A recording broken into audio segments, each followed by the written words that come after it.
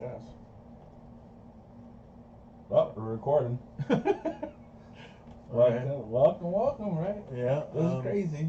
Yeah. I guess That's Marty. introductions. Yeah. My name's Marty Rasmussen. I am a. I want to be a writer. Um, I guess I am a writer.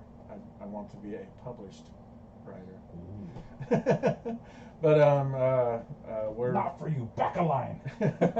we're here to talk about Shatteredtime, which is well, I guess we'll talk about that first. We've actually had a lot of projects that we're trying to do. Sometimes I think that's what hinders us the most is too many ideas. Anyway, this is Bruce Phillips. Can't really see him that well on camera. Hi. How are you? We're in a very small room, We're in a very, very, very small room. but Although, we're in a small room, and if it was just us sitting and talking, we could position the cameras better. But right. I figured I was going to draw a little while we chit-chatted, so Well, also, maybe one of these days we'll get a. second camera. Well, actually, I think I have one at home. Do you? Yeah. It's just like that one. Well, if you had a second camera, we could put another window down there. Yeah, we could put another camera on that wall. Yeah. And that way it'd be facing you. It'd actually give us kind of a double shot. Oh, we could be almost professional. I doubt it. Then one day we'll have to get microphones and right. let's get the clip-on kind, So, Shatteredtime is a story that came about quite a while ago. I guess I've had the story for 10 years, roughly. But it was based on when I was first going to college. I had a bunch of friends that I hung around with, and we all nerded out by playing RPGs, role playing games. Um, we did a little online first person shooting stuff, which was kind of fun. But the majority of our stuff when we hung out together was um, dedicated to RPGs. We played Dungeons and Dragons. We played all kinds of stuff, Marvel heroes, et cetera, et cetera. But I've always considered myself a pragmatist. Meaning I can, I always think I can do it better. But also, when when I was doing all this, I was also really big into martial arts. I studied Aikido, I studied Jiu-Jitsu, I studied Muay Thai, kickboxing, etc. Regular boxing, um, which I still enjoy. But um, one of the things that I had, I one day I sat down and I made a list of all the problems that I had with traditional role playing games. Either the fighting style or the combat system, the magic system, uh, you know, all of those things. And one of the problems that I had, oh, by the way, Bruce is drawing as I'm talking. Um, the character that he's drawing is the bad guy, basically, in the Shatteredtime novels. I'm trying to think of something to do with them. I was looking up some reference, not to cut you off too much, but Right. I was looking at like famous best sword fights in movies and stuff, blah blah blah. And for some reason, I don't know why with Len, I keep on going back to Tim Roth's character from Oh yeah, Rob Roy, Roy. and that dandy thing that he did. Yeah. And it was like there's something about Well, that made me think. it was the overconfidence of that character, and that would pretty much describe. I think Len would definitely. Well, be overconfident. it's also the camouflage too. Everybody figured he was a dandy, Right. which he was for the time. But I mean, he was slicing, he and was dead. dicing. Yeah, he was deadly. Yeah, you know, and so I thought that would be kind of interesting. Maybe that he's holding Right. this broadsword or whatever type of thing, Right. and kind of like. But I can't figure out. I'm just trying to figure out how to get this. Right. So anyway, kind of jumping ahead there of bad guys and stuff. So back to so I was playing role playing games. I created a list of things that I didn't like about certain role playing games. And so I sat down and I wanted to write a role playing game and fix all the problems that I found, which isn't the easiest thing to do. So I started out with the Seems easy, right? I started out with the combat system and did a combat system that I think is a little bit better because it's based on, in most traditional role-playing games, when you want to touch an object or whatever, or hit something, you roll for dice, and if you miss, you miss completely. And I always thought that must be funny, It's like, oh, I'm going to pick up that glass. Okay, roll to see if I can pick up that glass. Oops, I missed. Shit. Right. But so what I based the combat system on was, you target something on a human body. Say you wanted to punch somebody in the face or the chest or whatever, and you may miss that target that you were aiming for, but you're still going to hit the target, and it's just going to be for less damage, etc. So in boxing, when you're getting punched, you might be able to dodge out of the way of a blow, but it's still going to be a glancing blow, and you're still going to, it's not going to be a solid hit, but you're still going to have some damage. But anyway, so I did that combat system, and then for the magic system, a lot of the stuff, especially in D&D, it doesn't seem like you're actually doing magic. You're doing science. You're mixing things together and creating an effect. It's alchemy. It's not magic, or what I would think of as magic. And so I wanted something that was more based on well, since I was a martial artist at the time, I like the idea of chi or ki or internal energy, and so I created a magic system based on that and the elements, earth, wind, fire, water, etc. And the cool thing you could do with it is you're using your energy to manipulate the energy of earth, wind, fire, or water. Right. And you could basically create different effects, like if you were to mix air and water, and you could create lightning, etc. And so, I thought that was really cool. But one of the things that me and my friends would constantly argue about when we were playing these different RPGs is we always seem to have a problem with choosing a genre. One player would want to play D&D, and the other player would want to play something set in space. One person wanted to be an android or whatever, and it was hard to conceive a world where all of that stuff existed at the same time. And the task that I gave myself that was the hardest was I wanted a place where you could be whatever you wanted. Right. And that was the hardest thing. But the story was born from the magic system that I put forth. Is you have earth, wind, fire, and water, which was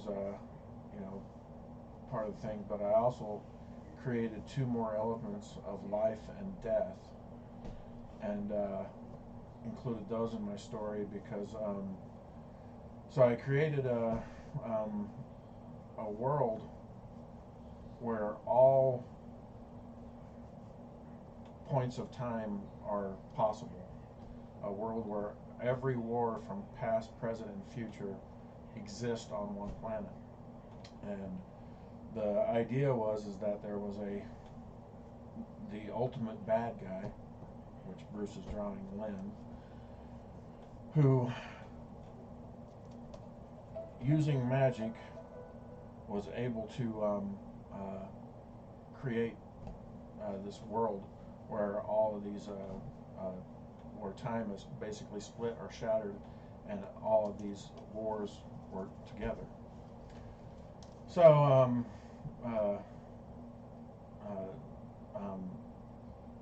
since I thought of that idea, suddenly my focus was no longer on the game. I mean, I had pretty much finished building this RPG, but my focus had suddenly shifted to writing this story. And so I started writing this story about how Lynn became Lynn, and it actually starts with the main character in the books. It's a 4-novel series. The character in the books is the main character is Lucius, and it starts in the original 4 novels that I still haven't finished. In the original 4 novels, it follows Lucius as a linear story of him growing up as a boy in Normandy, France, in 1026. I mean, way early, and it follows him learning or meeting and learning magic or the elements from elves, who he discovers elves basically. Anyway, but what? Just a quick question. Mm-hmm. I think you said it, but I was so busy doing this. Why magic? Is it just because that's just the genre? Well, yeah. I mean, why are you so into elemental magic? I mean, well, for me that was I didn't like the alchemy magic system. I mean, I know that stuff exists. I mean, just making gunpowder would be considered magical, even though it's basically science. But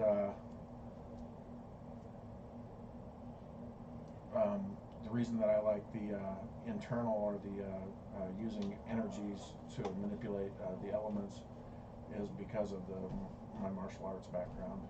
Okay, I thought so. I thought that's what you said. It was just a question that I had thought of to ask you, and right. I thought you were getting it, but I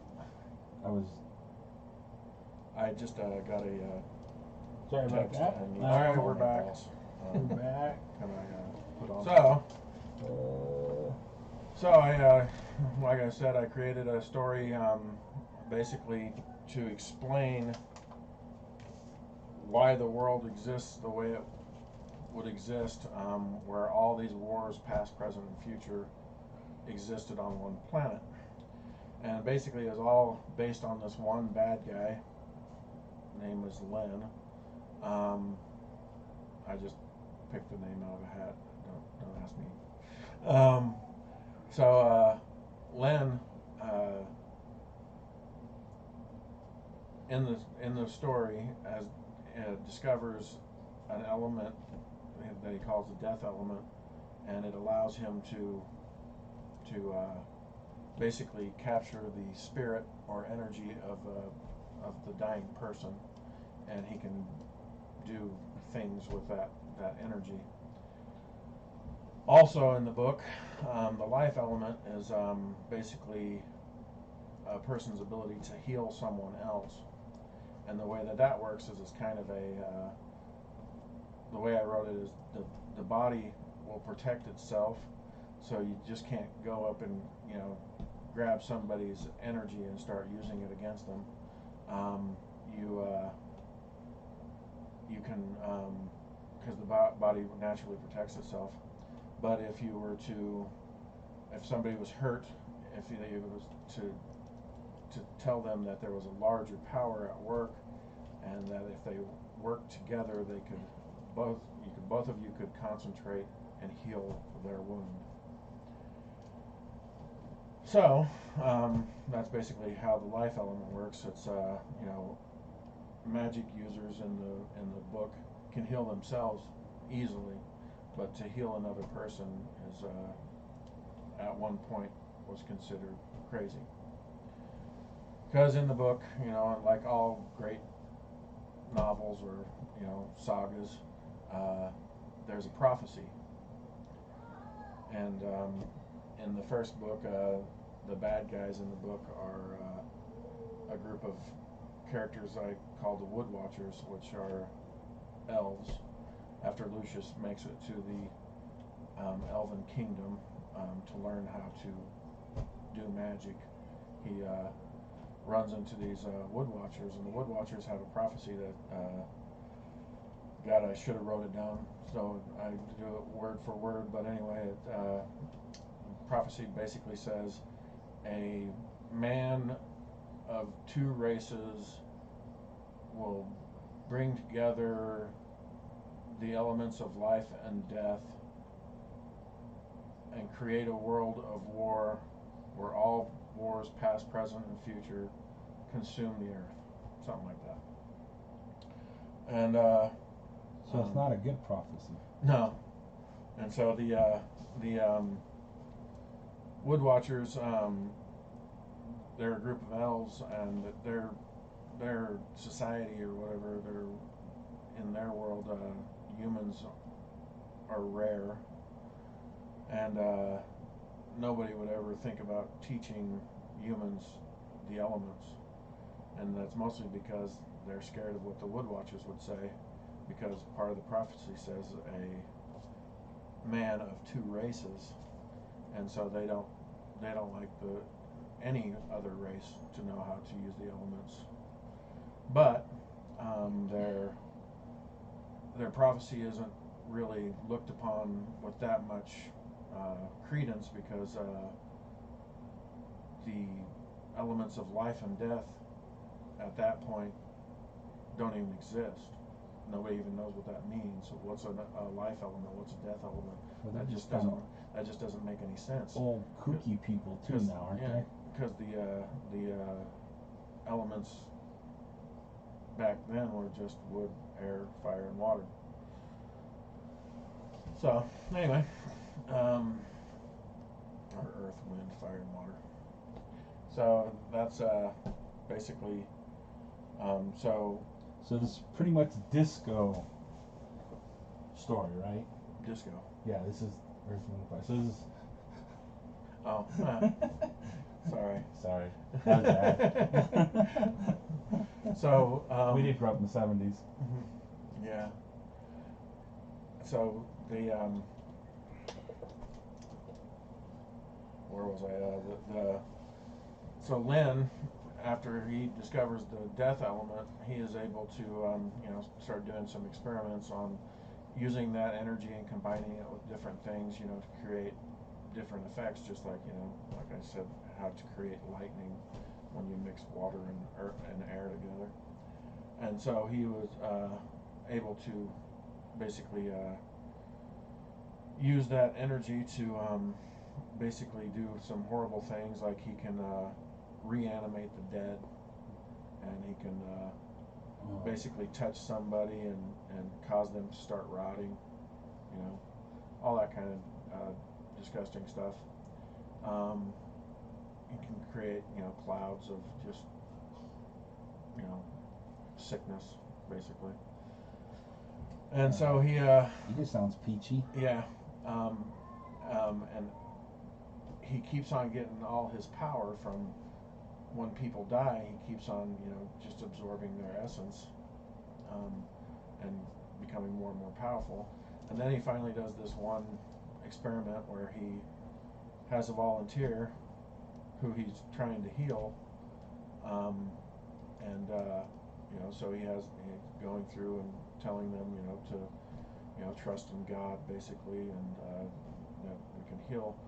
and he's able to use their energy plus the death element, and he's able to combine life and death, and he's able to open up a rift in time, and he finds that he can travel back in time to their birth, and so he can't just go anywhere in time. It's only in their lifespan, and so he starts traveling, going to different parts of past, etc. And finally, he does a final experiment where he has a bunch of followers, because in every time he travels back in time, he creates these large cults, churches, whatever you want to call it, and he has all these priests that trust him implicitly. They view him as God, and he does this final experiment where he takes people from all these different time zones and uses their energy plus the energy of the death element, and creates basically he shatters time and brings all the wars together on one planet. And the reason being is the more death there is on the planet, the more powerful he'll become. Right. I had an idea when he was doing that, when he was first telling me. I thought it would have been kind of interesting that it was almost like drugs. When he absorbs them. Yeah, like for me, I think felt it like would it was almost like heroin, and then exponentially multiplied. So then, for me, when I was reading it, my justification for shattering the time was that he could get the biggest high he possibly could, get as many souls as possible at one time. Right. Giant high. And then the farther we got into the story and we were looking at it, I thought it would have been kind of interesting that the dirtier the soul or whatever, like the greasier it is, or maybe the sweeter it could have been. You know what I mean? They're bad guys versus good guys, you mean? Kinda, yeah. And the idea that by not so the war aspect puts two things together: mass killing and a lot of really, really horrible people who want to do horrible, despicable things. Therefore, that when they die, he gets the even nicer, juicier souls. Well, yeah. That was always something I thought about. There's definitely a pleasure element there that I don't know. I never really wrote it in the book that way, but I mean, his who he is now a conglomeration of all these different spirits or souls. Right. So, I thought that was kind of a cool part about the book is he is, truly a bunch of like a multiple personality disorder. Oh, yeah. He's as crazy as can be. Yeah, it just, I think it's fascinating that how the more we've delved into the story, the more that we've collaborated,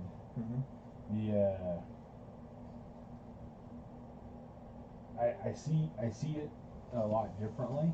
Like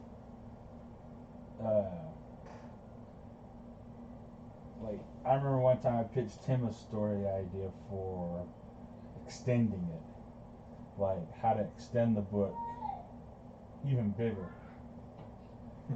This idea they almost get to the end, but it gets foiled. Oh yeah. You know what I mean? Like they don't fix everything, and then and he has to the good guy has to start all over again, and then maybe he gets only 50% there the next time. And then the third time, he barely even gets started, and they're squashed. And so he, not only does he kind of lose heart on, fixing the problem, but the fascinating thing is the world is actually getting better. Well, yeah. Like for some reason, there's no war stopped, but yet everybody's still living. Mm-hmm. Everything's like utopia almost. It's getting even better and better and better. And that was the idea once again. The idea that Len was like fattening everybody up for one giant slaughter. Like he was making them, because he was giving in to everybody's vices. Right. And just allowing vices to kind of run wild, and so that when he finally does, boom, it's even better. And well, the one thing that I have flirted around with is so the story, once Len actually shatters time, Lucius is trying to fix everything, but at the same time Lucius is also trying to kill Len, because you have to get rid of that. Right. In order to you have to get rid of that. you have to get rid of that problem, to solve the other problem. Right. And so and the majority of the book is based on Len trying to kill Lucius too. But it's funny because Len actually saves Lucius many times in the past, because without Lucius, Len wouldn't exist, et cetera, the whole right. Terminator problem. Anyway, but I always thought it would be kind of cool, or I've been thinking lately is, because I have like the fourth book ending where, Lucius is able to, defeat Len and then redo the experiment, combining life and death, and basically mending time. But yeah, like you said, maybe that's not the best way to end it. Maybe just killing Len would be enough, and then having the world just go on from where it's at. Oh, I see what you mean. Like they didn't actually, they killed Len, but they can't fix the problem. But they couldn't fix the problem. Oh, that's interesting. Like, well, and I had an idea once before of like it was almost like a battle, not a battle royale, but like a fight of the week type of story, mm-hmm. where there was like gladiatorial things or something, kind of like a, I can't remember what it was back then, but it was something like that where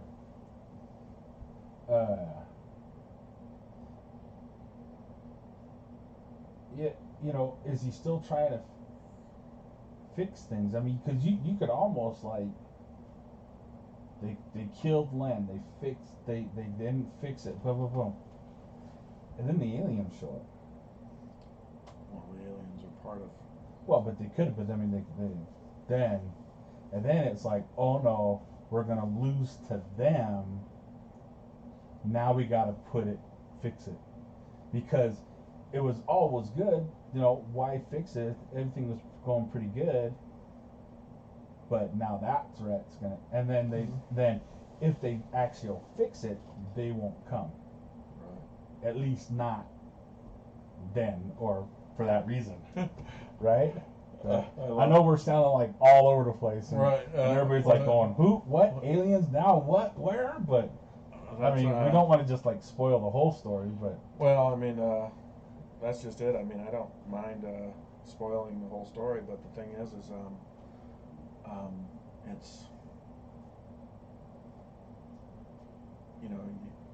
stories are only entertaining if you're actually going through the process of reading them, or at least hearing them. and that's one of the things that we were going to kind of use this platform for, was to tell the story in chunks, basically. Right. But what's funny is, that kind of brings up.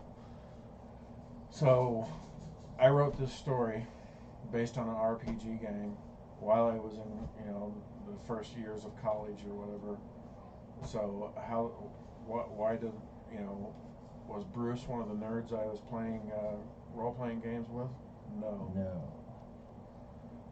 I actually met Bruce later, because as I was writing the first novel and the second novel, I did the outlines for all 4 novels.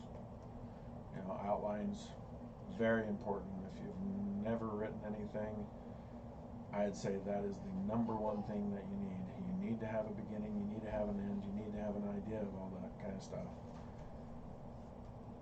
Not saying that outlines can't be changed, but it's very important. So, I had, I don't want to say I had finished book 1, but I had finished book 1 enough to where I had started on book 2. Right. And as I was going through book 2, this strange thought crept in my head of how cool this would look. You wanted a burrito? As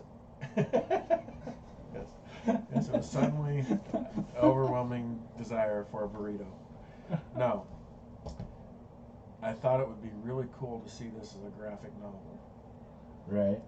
And I consider myself artistic. I draw pictures, and they're pretty good. But I learned really quickly when I tried to draw any of this as a comic book form or graphic novel format, I discovered really quickly that I'm not an illustrator. I can't. I'll draw a person in one frame, and the same person has to be in the next frame, and they'll look like 2 completely different people. It's really, really difficult. It is. So, but, another thing that happened that was, it's the problem with writers in general, is when I decided I wanted to take it from a novel format, like I said, it had a linear story that followed Lucius as he grew up. I thought it would be kind of cool to not do a linear story and start at the end where time was actually shattering, where the world was going into chaos, and then telling the story in flashbacks, basically. And because it would certainly make for a more dramatic opening for the story, to see this, chaos right at the very beginning. And so I wrote a script basically for this graphic novel, and like I always do, I did outlines first, and my 4-book novel series became an 8-book graphic novel series. And then I was like, okay, looks really cool. But I don't have any idea how I'm supposed to draw all this. Because another one of the problems that I had is you put every fucking thing on the earth in it. Right. And if you ever try drawing everything, it's hard to go from horses to soldiers to planes, to planes to World War II. To giant mechs. Yeah. To aliens. Because the nice thing about a comic book, I just got to draw the X-Men. Okay. You just got to draw the X-Men. The opening scenes of this book, of the graphic novel anyway, it literally explodes as far as time shatters, and all of these different time periods merge into one, and it's chaos. And so yeah, it's for an artist to actually draw all these different things and make it look good, have perspective, and all that kind of stuff is a giant undertaking. And yes, I kind of feel like a dick. But not enough of one. but so I actually put a Craigslist ad looking for an illustrator to help on this, and I was actually really lucky. I had one friend who was actually worked with my wife, now ex-wife, at the time, and he was a graphic artist, and he was also kind of considered himself an illustrator, and so I worked with him, and it wasn't 2 days into him trying to do the project where I realized that he didn't know what he was doing, because there was this one scene where there's a German soldier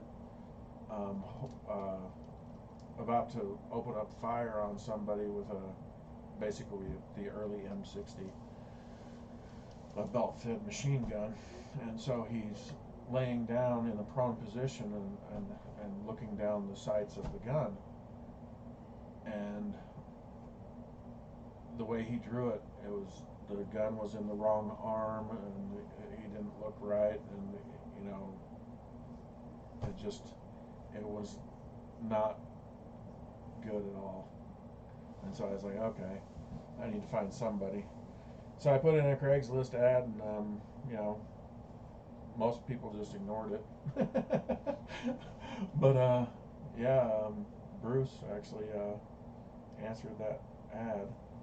I didn't. I wasn't offering anything as far as money. I just wanted to offer him a chunk of the pie. And it's funny because when it comes to comic books, usually the writer, he gets the smallest slice of the pie. The artists and the inkers and the colors and all that kind of stuff, they get the larger chunk, which I was fine with. I just wanted to tell the story, because I always thought it would be great, because after I released the books and the graphic novels, I could also release the RPG, the role-playing game itself, and all of these different things would be a revenue stream. And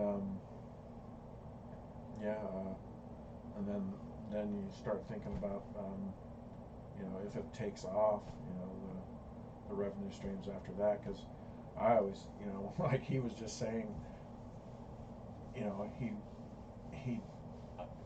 Bruce probably didn't know that I was thinking about this, but I always thought this would be cool as a video game, as an open map world where you could visit all these different places in the world I created.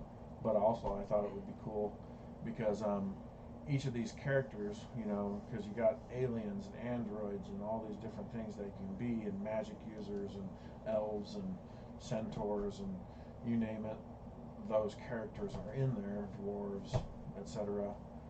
I thought it would be kind of fun to have a old-fashioned Street Fighter type game where you could, choose characters and fight. Because one, the modern man, an android or an alien, is not necessarily stronger than the elves that are, using magic. Right. It's all how you use it. So,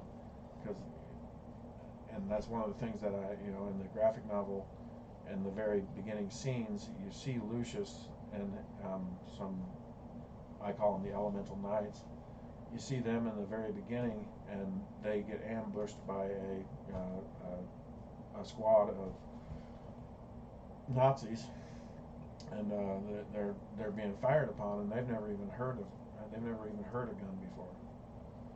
And suddenly they're hearing machine gun fire, and a few of their buddies get clipped and killed, and they're able to hide and then retaliate, and they are able to wipe out a German squad using magic or the elements, and it's really cool. But I always thought that would be neat to do a Street Fighter type game where you could have these people versing each other. Yeah, there's a couple of turn-based games out there now too, mobile, that would be kind of interesting to do too. I played the Star Wars one, Star Wars Galaxy Heroes, and there's another one called Marvel Strike Force. But the idea then with those is it's squad based. Right. So then you'd be picking a cowboy, an elemental, right. this, that, and you put those all together to take down another squad of so and so. I thought that'd be kind of.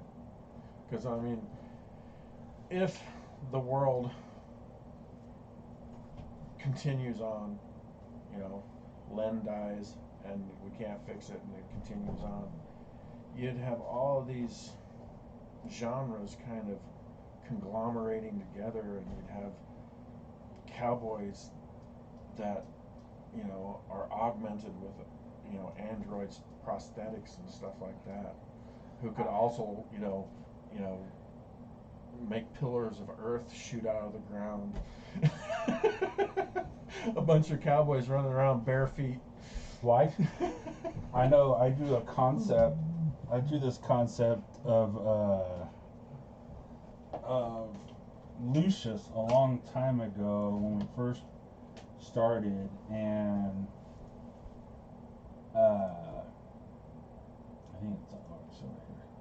But I know you kind of. Is this the one in the kitchen?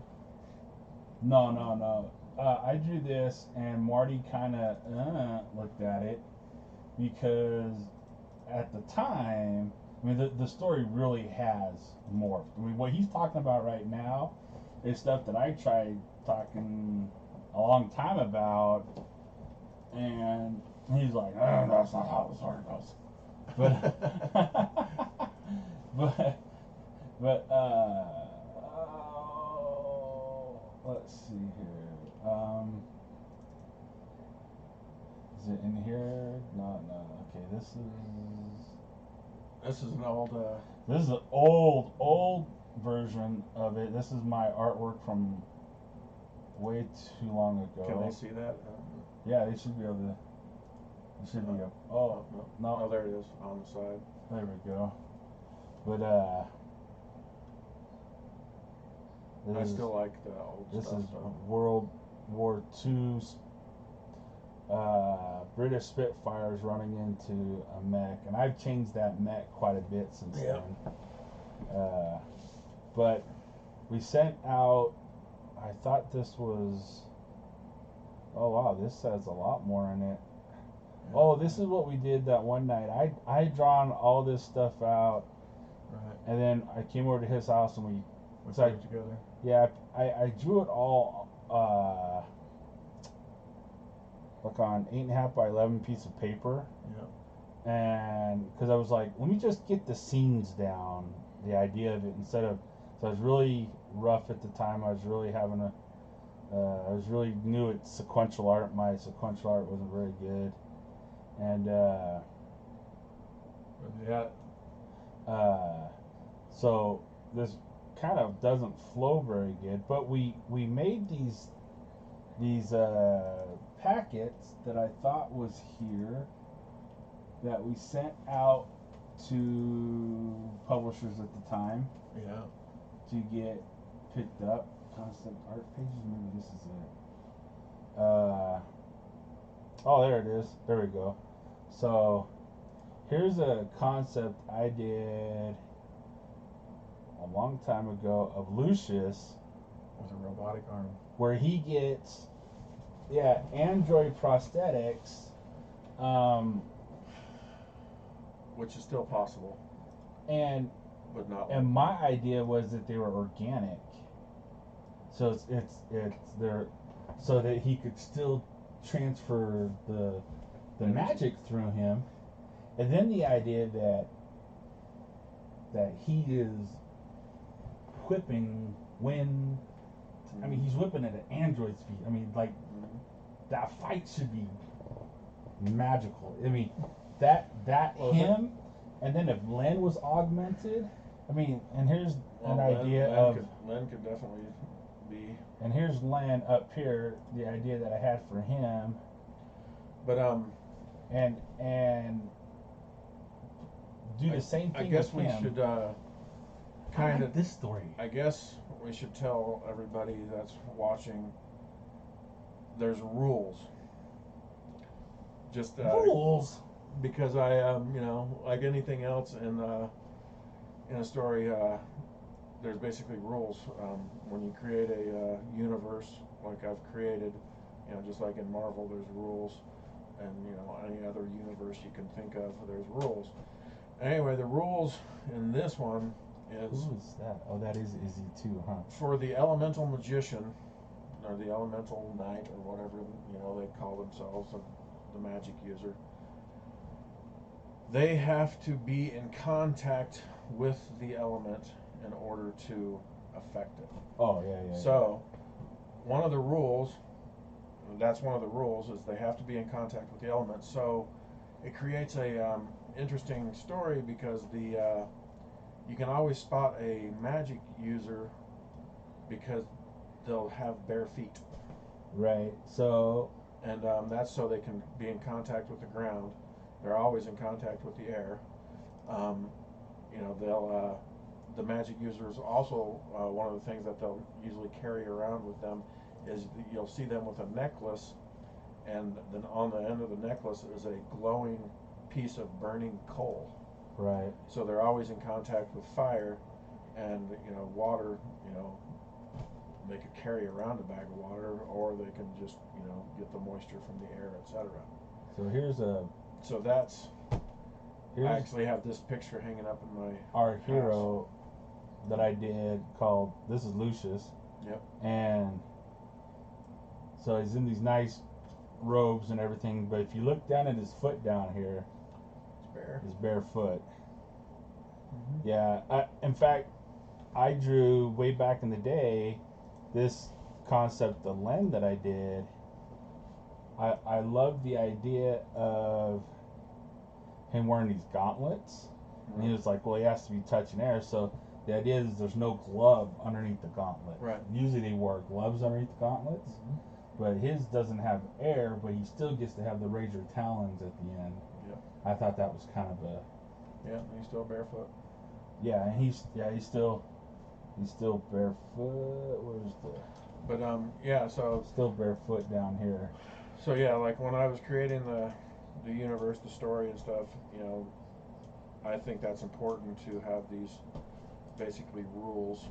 You know, just like in the Matrix movies, there's rules. Right. You can bend them. But so yeah. I didn't know I was off the screen. It's so we're not seeing the whole screen, huh? It's definitely a cool work in progress that we got going here. And one of the things that we were hoping with this podcast is, besides you guys getting to know us, like everyone wants to do that, is I will be able to actually read, you know, like chapters of the book. You know, I don't want to read the entire thing. You know, that would be a 17-year podcast that would never end. But you know, and that way I can get the story out there, and I can maybe get some help with editing a little bit, and I find that it's best you know, to read this stuff out loud you know, because when you hear it, it's better than just reading it. Even though I don't know if I like my voice that much, but Well, nobody likes their voice. Well, that's not true. I'm sure there's people that like There's their plenty voice. of people that like their voice. Mhm. Well, and I think one of the great thing about talking about it in this format is because we've had these conversations many times, Oh yeah. and I don't know if it's because we're doing it this way, but like to hear you talk about the idea. Oh, what about trying it this way? Mm-hmm. Like we've talked about stuff like that. We've never been like as open Mm-hmm. to those different ideas before, and if doing this challenges that, Mm-hmm. and we make it because Well, it can only so make it better. the idea of doing the augmentation things like this and Mm-hmm. running it down as kind of A possibility. yeah. I mean, I don't want to just say that oh that's a manga format or an anime format that works brilliantly and it seems like they're popping up like crazy, but it's an anime format that works, and it's quite fascinating because where we really could go with some of these concepts is quite fascinating. There's characters in the story that we're going to completely get lost that I like that I Oh think yeah. that I would like to explore more. Mm-hmm. Paul, I think Paul might probably be one of my favorite characters, but he's just gonna get lost. Well, yeah, it's funny. We keep on having to explain this stuff. Paul is a character in the very But we don't have first to. and second novel. Um, I guess I should explain. Well, he doesn't have. I mean, When I wrote them as a novel format, the only people that have ever actually read these novels are my father, who's gone. My mom, I think, read them. My sister, Rachel, and um, there's one guy who wanted to be an inker for us. He read some of it. He liked it a really lot, but he was Carlos. no, no, Oh. no, no. The black guy. I can't remember his name. Anyway, he liked it a lot, and he wanted to. Oh to do, yeah, they get it. yeah, but he was always busy with jobs that paid. He took pages we never got back. Yeah. He actually downloaded the page instead of copying it Right. out of our Dropbox, Yep. and I had to redraw that stuff. Yeah. Never got that stuff back. So and or did we send him actual physical copies? Bruce actually has read um, I think at least the first book. I read some. I haven't read the whole first thing. But we talked about that last time. but he has read the script version of the Shatteredtime graphic novel series. But yeah, since I decided 85%. since I've I should read. since I rewrote it to where it's told in flashbacks, yeah, some of the characters that are in the first book, they're there, but they kind of are background characters. Yeah. But in the first book, Paul is really important. He's a human who actually travels back and forth from being a hunter. I guess you could call him a rogue if you wanted to put him in a category or class. And he has two friends, or two. You could say that they actually kind of work for him, but he has two dwarves that he hangs around with, Stellic and Stern, and they basically they're the kind of the odd job people. If you have something that needs to get done, you can hire them and they'll get it done, which usually ends up being nasty, disgusting crap. Huh? But he's the character that finds Lucius, who at the very beginning of the book is has lost his parents and is basically looking for um, the elves, hoping that the elves can bring his parents back to life. But yeah, it's Paul that actually finds him and tells Micno, which is the teacher of Lucius, you know, that there's a human boy about to die in the woods. Oh, yeah. You see, to me, he's Han Solo. Yeah. He's Han Solo, Boba Fett, kind of wrapped up in the same character. Yep. And I always liked the secondary. And he's character. the kind of guy that if he had the chance, somebody came to him and said, "Hey, do you want to replace your arm with a robotic arm?" He would do it. He'd do it. Yeah. Now, Lucius, it would take an accident to get him to replace part of his body. Well, I think it'd take an accident, or in my mind, to me, it would take knowing that he can't beat Lan without it. Like the idea that, powering up, Right. because that would be, we talked about the idea that they maybe clashed, had a fight, and it didn't go so well for one of them. Mm-hmm.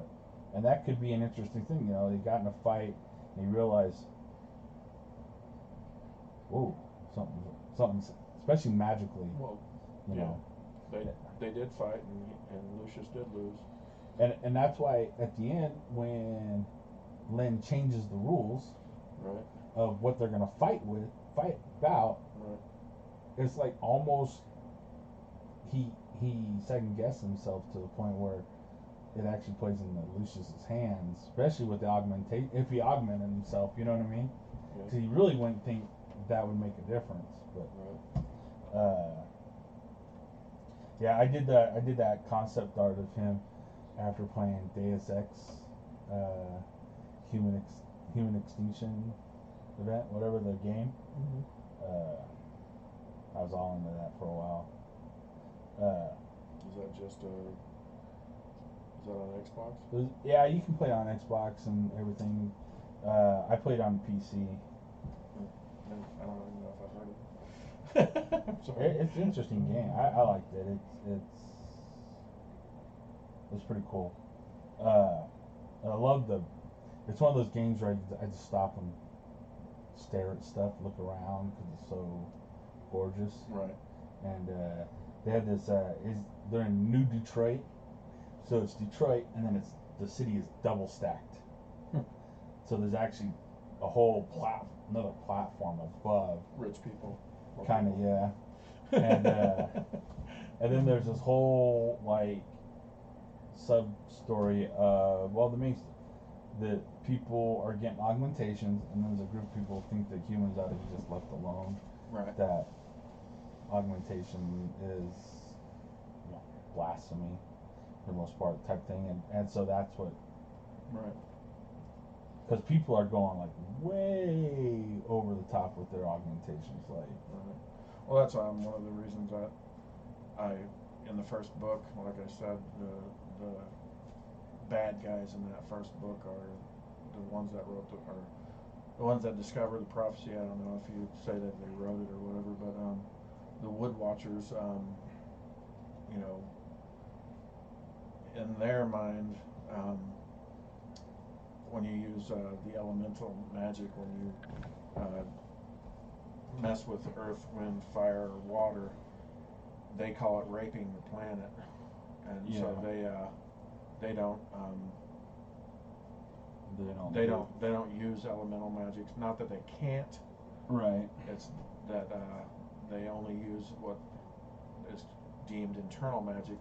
The energy of their body. They can use it to heal themselves, or they can even change shape and become, giant birds or bears or whatever you want. And so that's one of the things with just using the internal magic by itself is, it's not, it's not that they're weak or anything. Their characters are still strong, but they don't believe in elemental magic. They think that it's going to destroy the world. Right. And so it's funny that I like those characters. I think they're way underused in the story. Well, if in the first and second, they're throughout the 4 novels, but yeah, just since I started the graphic novels at the end and jumped backwards, they don't seem to be as a big part of the thing. But I think that's one of the things that's kind of fun about the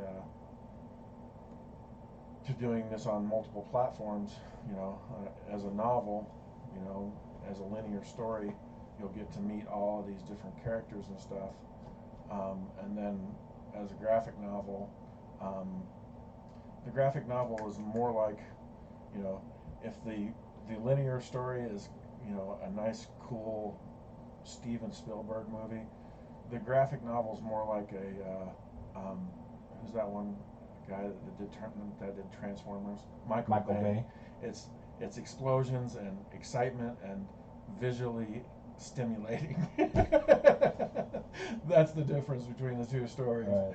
The way I kind of looked at it was the novels is a Silmarillion, and the first Lord of the Rings and Two Towers, and then the graphic novel is pretty much the New King. I mean, like, it's just the straight shot. You know, it's like put everything on octane. We're just running full bore into, you know, start to finish. Boom, you're done, type thing. Yeah, no, I was thinking about that too. It'd be interesting to have a TV series, and then augment background stories with in-game cutscenes, and people could. You don't have to technically play the games, but if you wanted a full roundabout experience, you can play an online multiplayer game that's like Blizzard, like, you know, like World of Warcraft, and then there's like a turn-based game that you can play mobilely, and all these things would have story elements that back up the main story, and you can learn the full, you know, of everything, by reading the book, by reading the graphic novel. Because one of the things that was weird for me when I was writing just writing the outlines for the novels and graphic novels is I had to write a history of the future. Right. I had to make up all of these different things that supposed to have happened, you know. Right. I find that's one of those things, like in movies, like Fifth Element did it. So when Lilu learns about how bad humans are, in all that future history, the worst thing that they show are the bombs going off in World War II. Right. You know what I mean? The nuclear, the first atomic bombs, yeah. You know, it's like nothing since then has happened. Yeah, nothing worse than that. That was worse than that. It's like, well, I guess that's not so bad, I think. Because, I mean, you know, honestly, when I wrote the history of the future, God, that sounds so stupid to say. But anyway, when I wrote this future history, I have to be honest. Most of it is just taken from pop culture. Right. Because, I mean, I wanted to have, you know, I mean, it was my great desire to have a future history where we discover AI and, you know, the robots turn on us type thing. You know, that story's been told 1,000 times. You know, from you know, you know, you got Terminator, you got Matrix, you got all these different things, and it's like, you know, but I don't know. I just think it wouldn't be as good a story without that. You know, we may never discover, you know, or have artificial intelligence, you know, that ever does that. But it's great for stories. Oh, well, yeah. And plus, you know, being that all this is based on an RPG game that hasn't even been introduced, is I also wanted to give the players the ability to be those things, you know, right, to be a robot if they want to be a robot. because there is a future where where the humans fight against the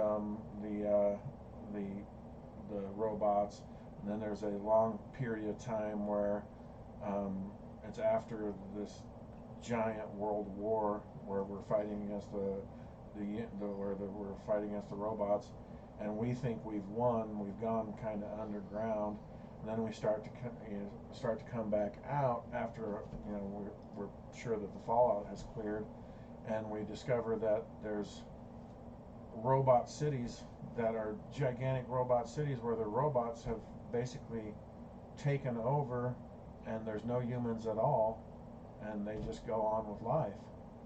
And then there's a kind of a second idea of having another war and taking back what's ours, but they actually come to a peaceful type of agreement, and the humans and robots begin living in harmony or whatever. And then as the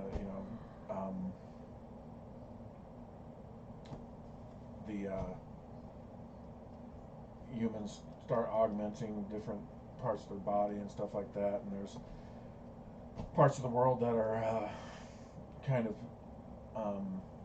now undiscovered, as far as, I mean, not that they haven't been discovered, but since the war of a long time ago, there's parts of the planet that have been destroyed where they're going back and they're recolonizing these areas, and it's like the Wild West again. Right. And also, see, that to me that'd be kind of an interesting. You pick the story up there almost, and that's I don't know why I like this visual of we go from this beautiful white-haired Lucius, this guy down here. No, this Lucius down here. That's perfectly groomed. His hair's braided, has nice things in it. He's got these beautiful clothes. All this,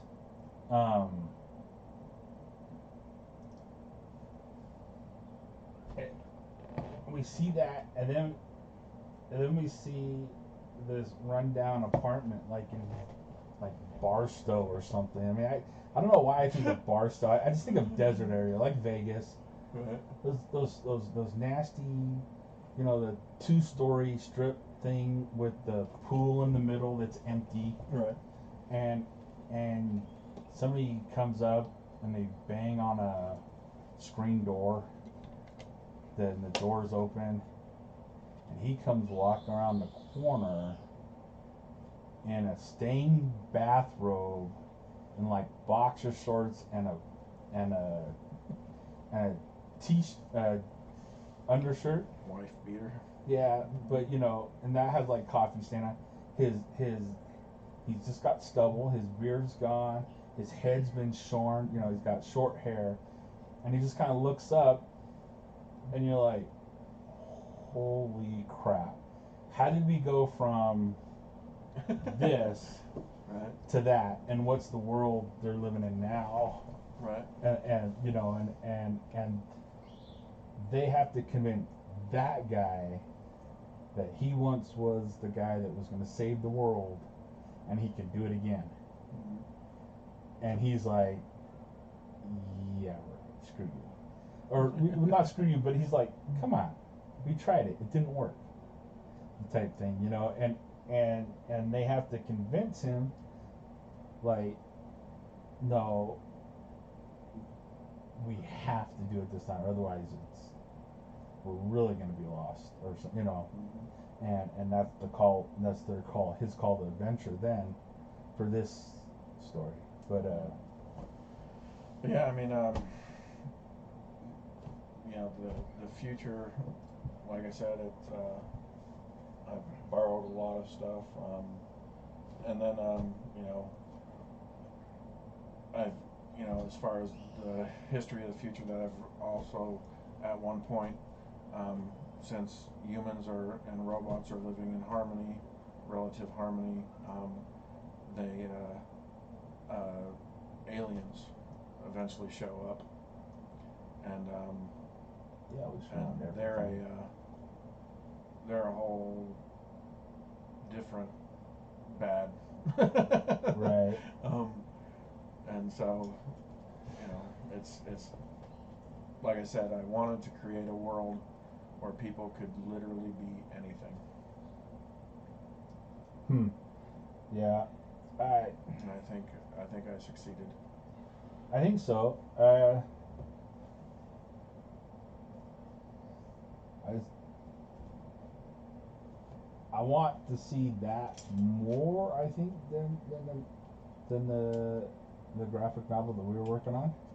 And I've kind of said that I almost think that the book should be a lot more fun to do. Although it would mean taking an 800-page story and probably turn it into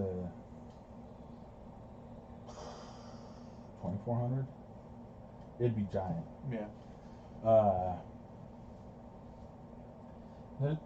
he, the great thing that Marty has allowed me to do is be collaborative quite a bit. Uh, he's allowed me to really change some of these characters' looks. Yeah.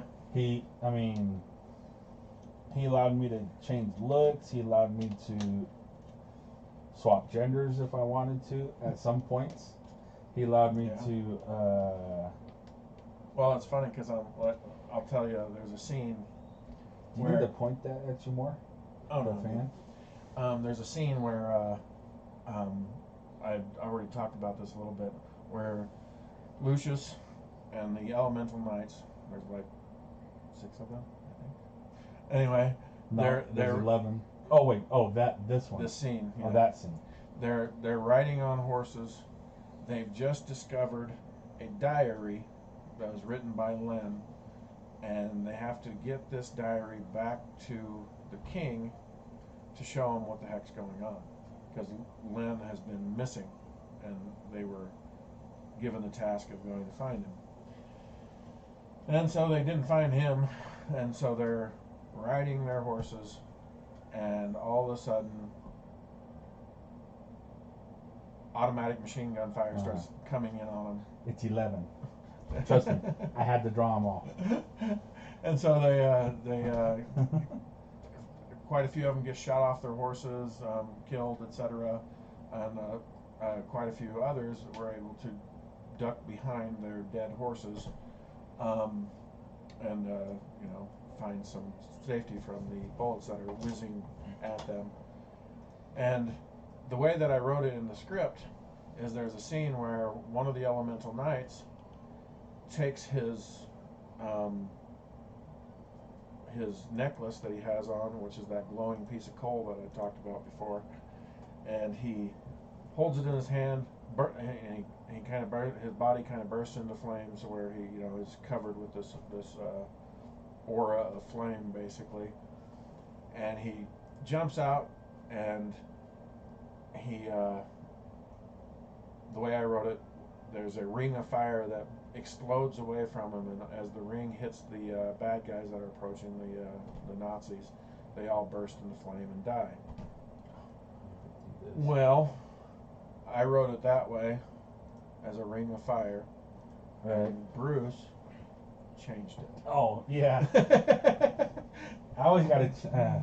And I mean, we have some pictures of the change, which is really cool. But instead of doing just a ring of fire, he transformed it into basically big flaming wolves that rush out and attack the Nazis, and of course they still burst into flame, but still that's really cool. I'm glad you liked that. It was really cool. It was much more visually spectacular than a ring of fire. So, I mean, and it's funny because writing a book, the novels, it's just one person doing that, which is fine, because we got great stories out there from one guy writing a novel. There you go. But when you're doing a graphic novel or you're doing a movie script or whatever, wolves you have all these people giving killing Nazis. It's really cool. You have all these people giving input, and it creates such a better end product, I think. Well, the way I would look at it, and we were trying to work with some colorists and some inkers there for a while. We've been trying to find a colorist forever, but it's hard to find somebody when you can't pay them to just kind of join on the group and go on the journey with you.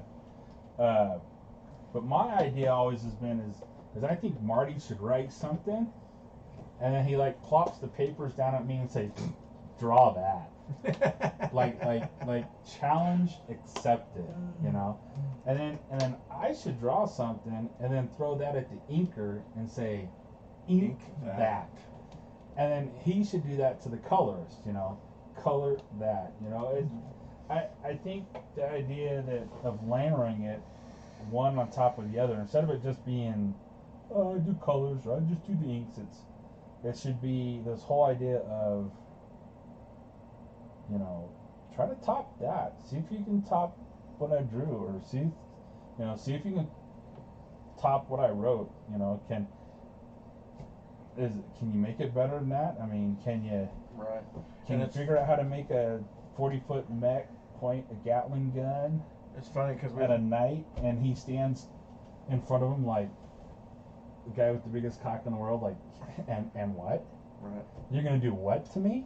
I mean, this guy right here is standing here, and he's not even technically the leader of the group, and he's like, and what? So that was fun. But you know, it's funny.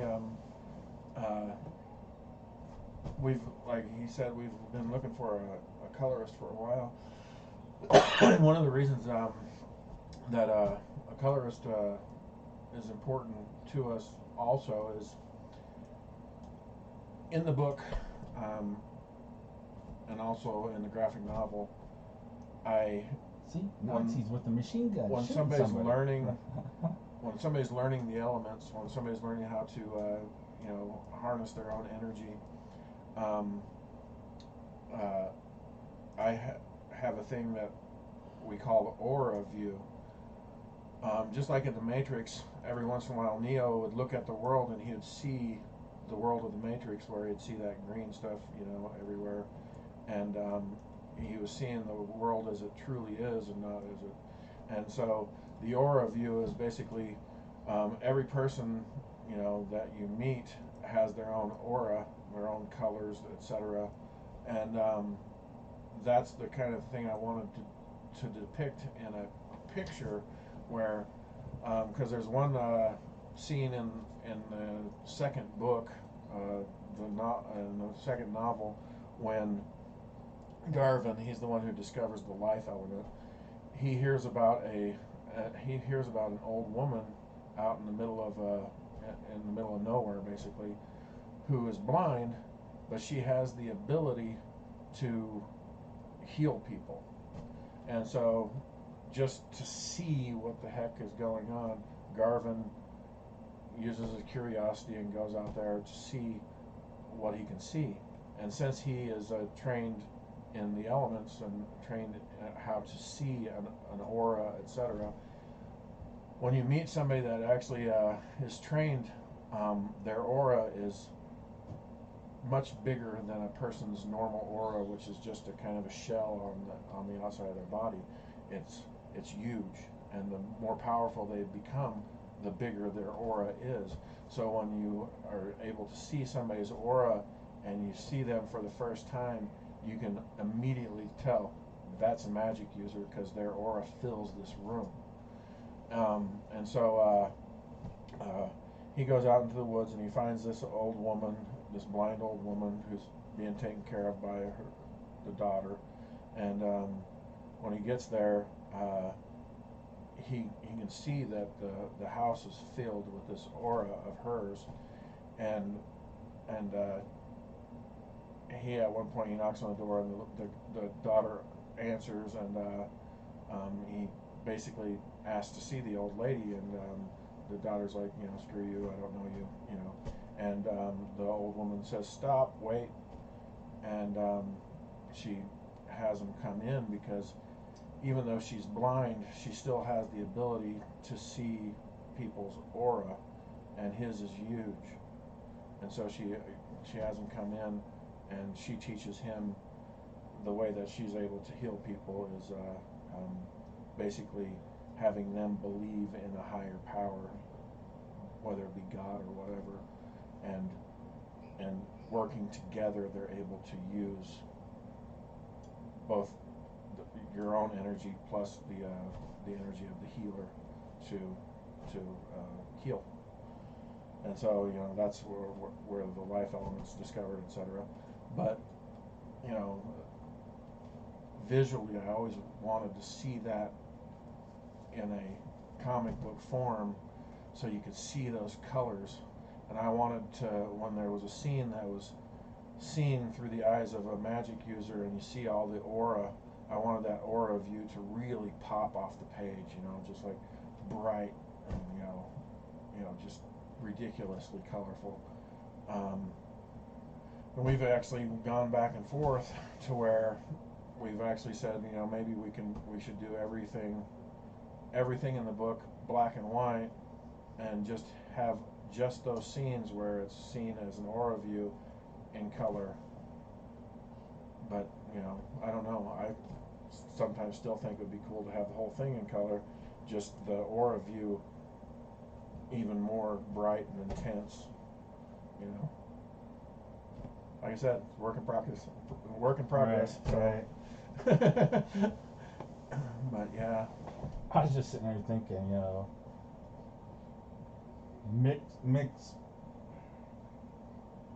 mixing and mashing up the genres, and the things like that. You remember that movie Wanted? yeah. Where they curve a bullet. Curve a bullet. Oh shit. Right. But could a cowboy shoot a bullet, the other guy dodge it, but the cowboy use a wind magic and redirect it? Possible. Oh yeah.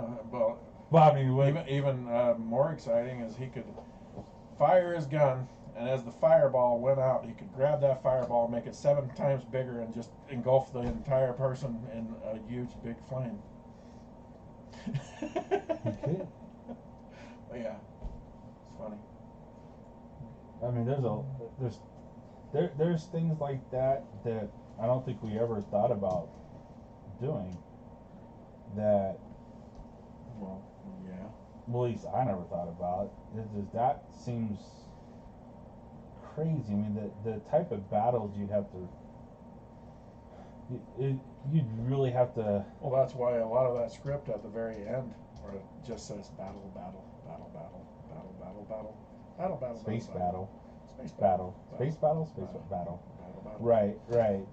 But Because you have to wait to the end to see that stuff. It's almost like there's so much stuff I want to see leading up to that. I would love to see that happen quicker. That'd be crazy to see a fight like that happen, and then to see what somebody would match that against. You know what I mean?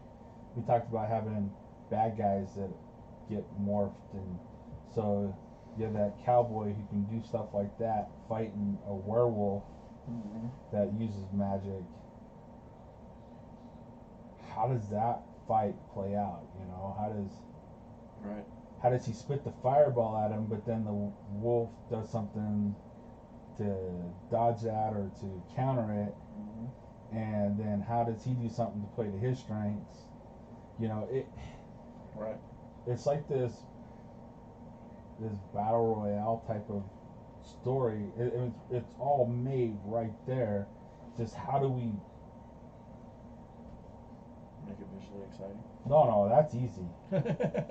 How do we wrap that up in the overall story? That's the tough part. Right. Because, so, you have Netflix, you go home, watch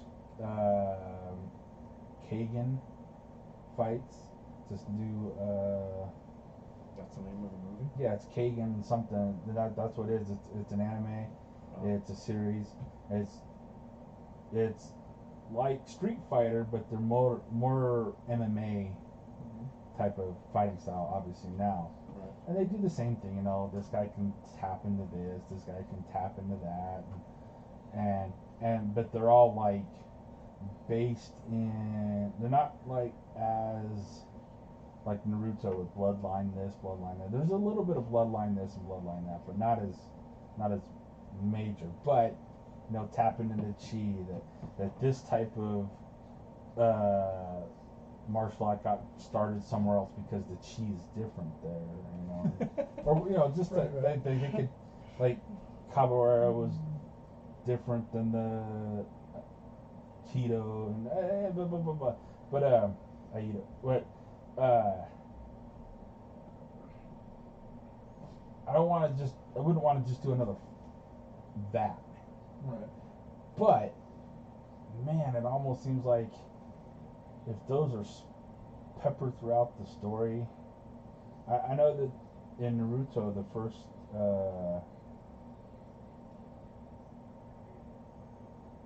because there's Naruto Shippuden, which is him as a teenager. So there's him preteen, him as a teenager. Then they've got the new stuff now where he's older, but it's more based on his kid, Boruto, whatever. But he goes through a fighting. Then there's this like nice, beautiful section of one of his guys. His Sasuke, his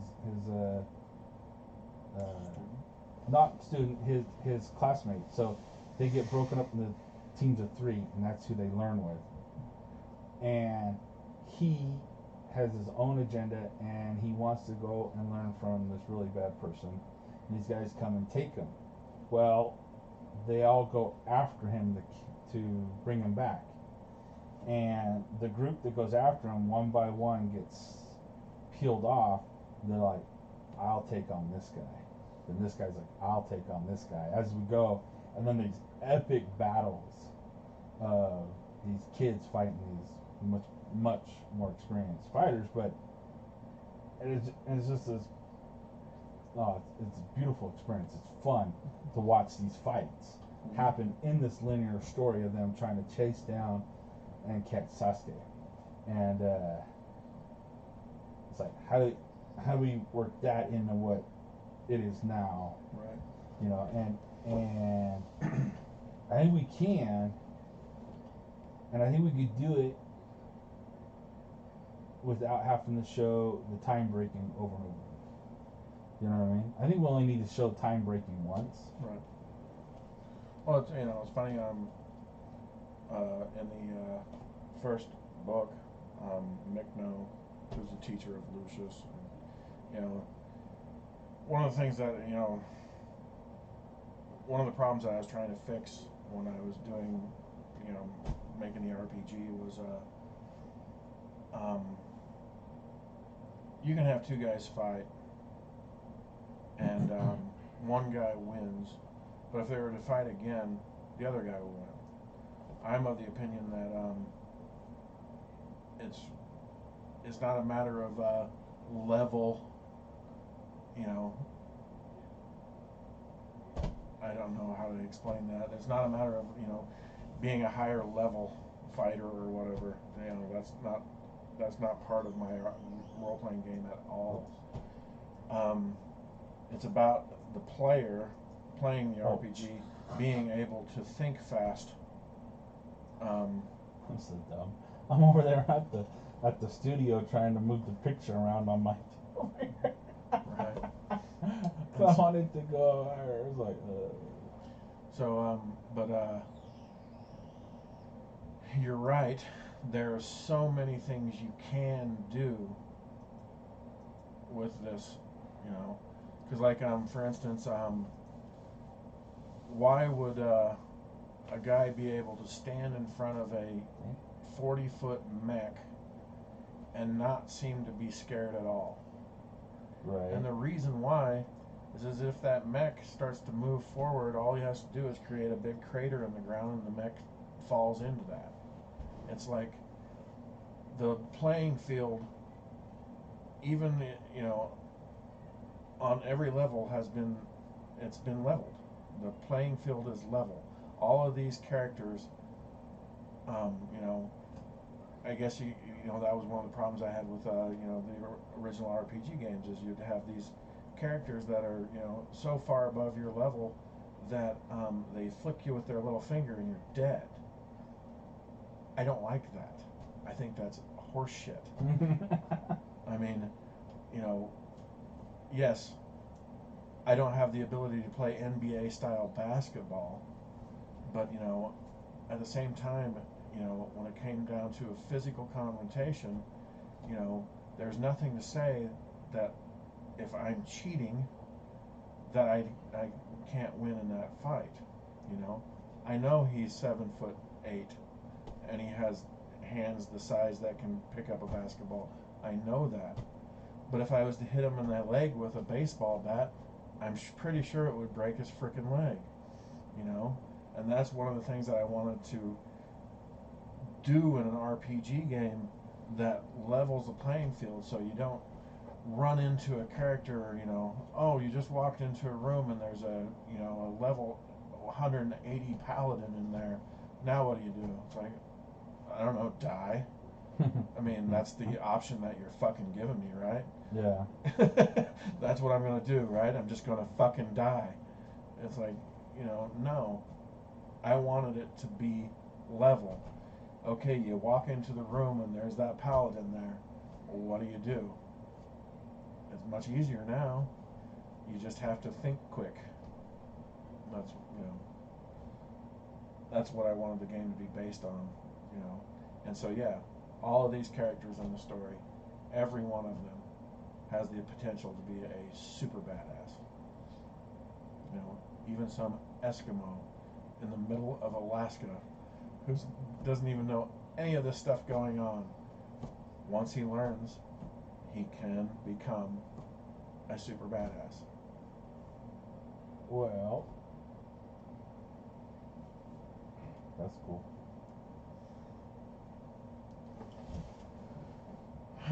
I mean, yeah, it's there, and we just gotta figure out, once again, how much of the novel gets put into the graphic novel, and then, you know, what story do we really want to tell? I mean, that story there to me is a lot different than what the graphic novel is. What do you mean? Well, I mean, you're talking about anybody can become a badass? Yeah, you well, know, yeah. and all that stuff, but yet in the graphic novel, there's pretty much one supreme badass, and then right, a few quasi badasses. Well, there's a, you know, and that's why the idea I had the other day when I was talking to you was the idea that as we introduce these guys, then they have these supreme battles. As you know, in about the 5th or 6th book, when I was writing the script, which was basically just an outline, when I was writing that script, there was a period of time where I wanted to show that a lot of time had passed, because Lucius is off trying to find Lynn, which, if Lynn wants to be hidden, he can be hidden forever. Right. Because, I mean, he can literally travel to whatever time he wants. So they're trying to locate Lynn. By this time, even the aliens have declared themselves as looking for the temporal being, Lynn. So all these people are looking for Lynn, and Lynn's nowhere to be found. But I want, in the story, I want to show that a lot of time has passed, because I want the world to start normalizing, Mm. to Yeah. where all the wars that were there, all the people that were in conflict have decided, why are we fighting? You know, we're now facing this greater problem of the world is fucked up,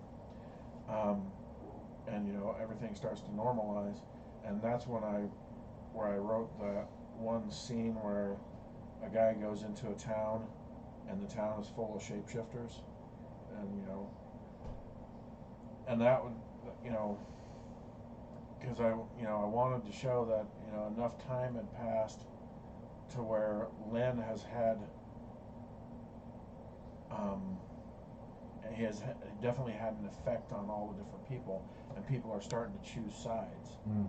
You know, and I want, and people are starting to learn magic and all this stuff, and so that's, I don't know when we get to that point, which, that's a long ways away, but when we get to that point, I just want to kind of rewrite that to where we show that a lot of time has passed, and even use visual cues, like we can show, we can even use characters like Paul, who's in the story, or and show their progress just visually. You can see, maybe he has, augmentation now. Maybe he has, this different stuff. He's got, a fancy blaster instead of a sword. That kind of stuff. And just I just want to show that because that's what eventually would happen is people are going to choose sides. Mm-hmm. People, and people are going to become stronger, et cetera, and people are going to adapt. That's what we do. I really like how the opening of the book opens with this quote. This people often believe it's technology that will destroy the earth, but I've seen the end. Technology is not to blame. That's from Lynn. Yeah, it's from Lynn. I really like that. I wonder sometimes if it's in the wrong spot. And no. Well, I've always, I talked about this last time. I thought it would be cool if you started with the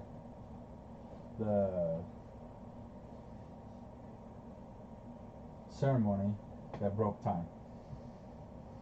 With Sean Len breaking time, that ceremony, and then maybe time breaks, or I don't know where to put it, but it's like he's blah blah blah blah blah, and then comes that and bam, now it's the beginning of her story.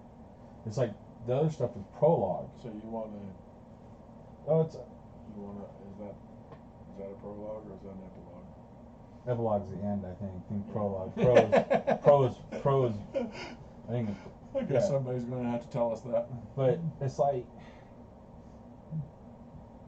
I get this idea that it'd be an interesting way to. Well, it would definitely show it would definitely show the what it takes to do that. Right. Well, you that happens. I don't know if we then do the whole mech with those Spitfires battle blah blah blah blah, and then boom, I've seen this that, and it's almost like we could do that mech fighting. I'm not if there was we could almost show. Is it maybe Paris? Right now they're over Burgundy. But what if they're over Paris or something, and when we see the city, it's been razed, it's been destroyed, leveled. It's in shambles, and then, but I've seen blah blah, and technology is not to blame, and the first thing we see is an augmented guy standing outside of New Paris or whatever, looking at this beautiful, all high tech, whatever. So you can tell, a lot of time has have to pass for that to have been rebuilt the way it is. You know, there's a way to do something like that, but I don't know. Yeah, but I think that's a lot of rewrite. That's a lot of rewrite. Plus, we got to, Well, it's I know it's a lot of it. I like that other stuff so much. It's like, how do we get to that, you know, faster, or does that turn into book 2? What do you mean? Like, instead of waiting all the way to book 5 to get the time.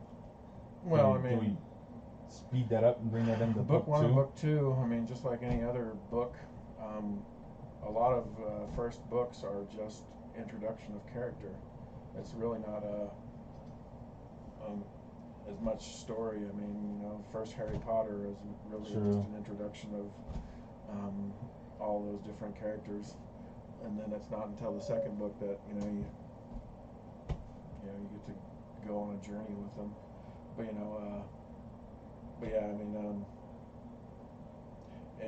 the only thing that's bad here is we introduce a whole lot of characters who die really quickly, and yeah, it's hard to fall in love with any particular one of them, but we're trying to capture chaos of what it would be like if you were a bomber flying along, going to go bomb some Germans in World War II, and then all of a sudden, bam, you got this huge thing on your,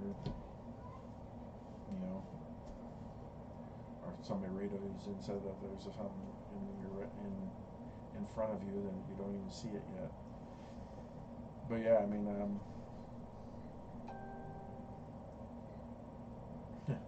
there's that scene where that guy's laying prone about to shoot. Yep. Right there. Laying prone, about to shoot, staring down the sights. Yep. But yeah, I mean, I don't know. It's the one good thing you can say about this entire story is it can change along the way. It's the only thing is we just have to make sure we basically follow the rules that we set. Right. Because the rules themselves, the whole barefoot thing, I think that adds a touch to the story that's just so cool. Right. I mean, it automatically lets the reader know who that person is visually. Yeah, you see a guy walking up and he looks a little too clean, and because in the second book, when Lucius leaves the elf kingdom and goes back to the human world, and when he goes back, he's basically walking through woods for a couple days to get back to where Normandy is, and people see him approaching, and they're automatically weirded out because scared or surprised, etc. Because in order to travel from anywhere to there, it's 3 or 4 days, and he's obviously walking. There's no horse to be seen, and he's walking barefoot, yet his entire body is clean, and it had just rained. So why isn't he covered in mud? And there's all those questions that go through your mind as you see this guy approaching in clothes that you've never seen. Well, I mean, you've seen it before if you've met anybody from the Orient, because he's wearing silk. It's like he definitely creates an image. Right. But and so it's just things like that I think that are cool in the story. As long as you, like I said, follow the rules.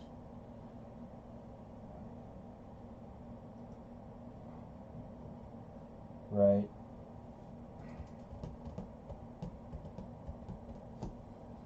So, how long have we been talking?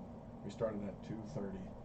Well, this one's been an hour and a half. Plus, we did, I think, 20 minutes on the other one before you got the phone call. Right. So. Because I looked at the watch when, or the phone. We started at 2:39-ish. Yeah, pretty good. Not bad, not bad. I didn't get as far on my drawing that I was going to, but you know. Are you kidding? It looks pretty damn good. That's not it. That's it. And I always go really different with the idea of what I have for him. Like,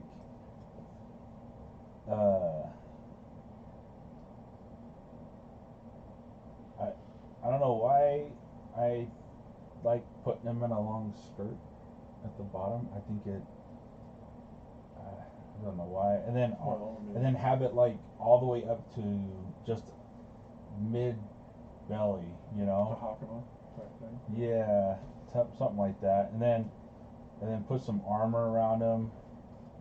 And then the reason why his hair's all squirrely like that is I had this idea. I don't know. I saw a picture once of a drawing, and it had a guy with squirrely hair like that. And I thought, wouldn't that be weird if he was like so messed up that his hair moved all the time, like it was almost alive, like there were worms or something? I thought that'd be like super creepy. It would be. And like visually, if we could get this thing animated or like a TV show, that'd be like so weird. How his hair like touching his pupil, or you know, and coming back down and all over. That'd be weird. Constantly changing and shifting and. Right. That'd be cool.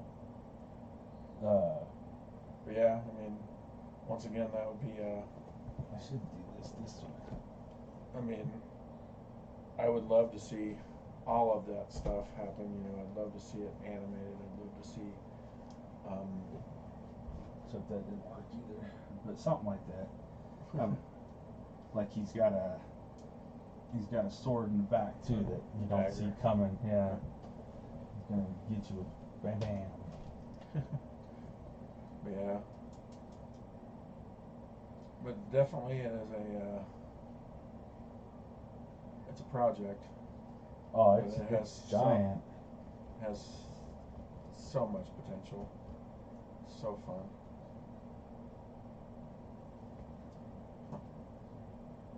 But yeah, I think the podcast thing is going to.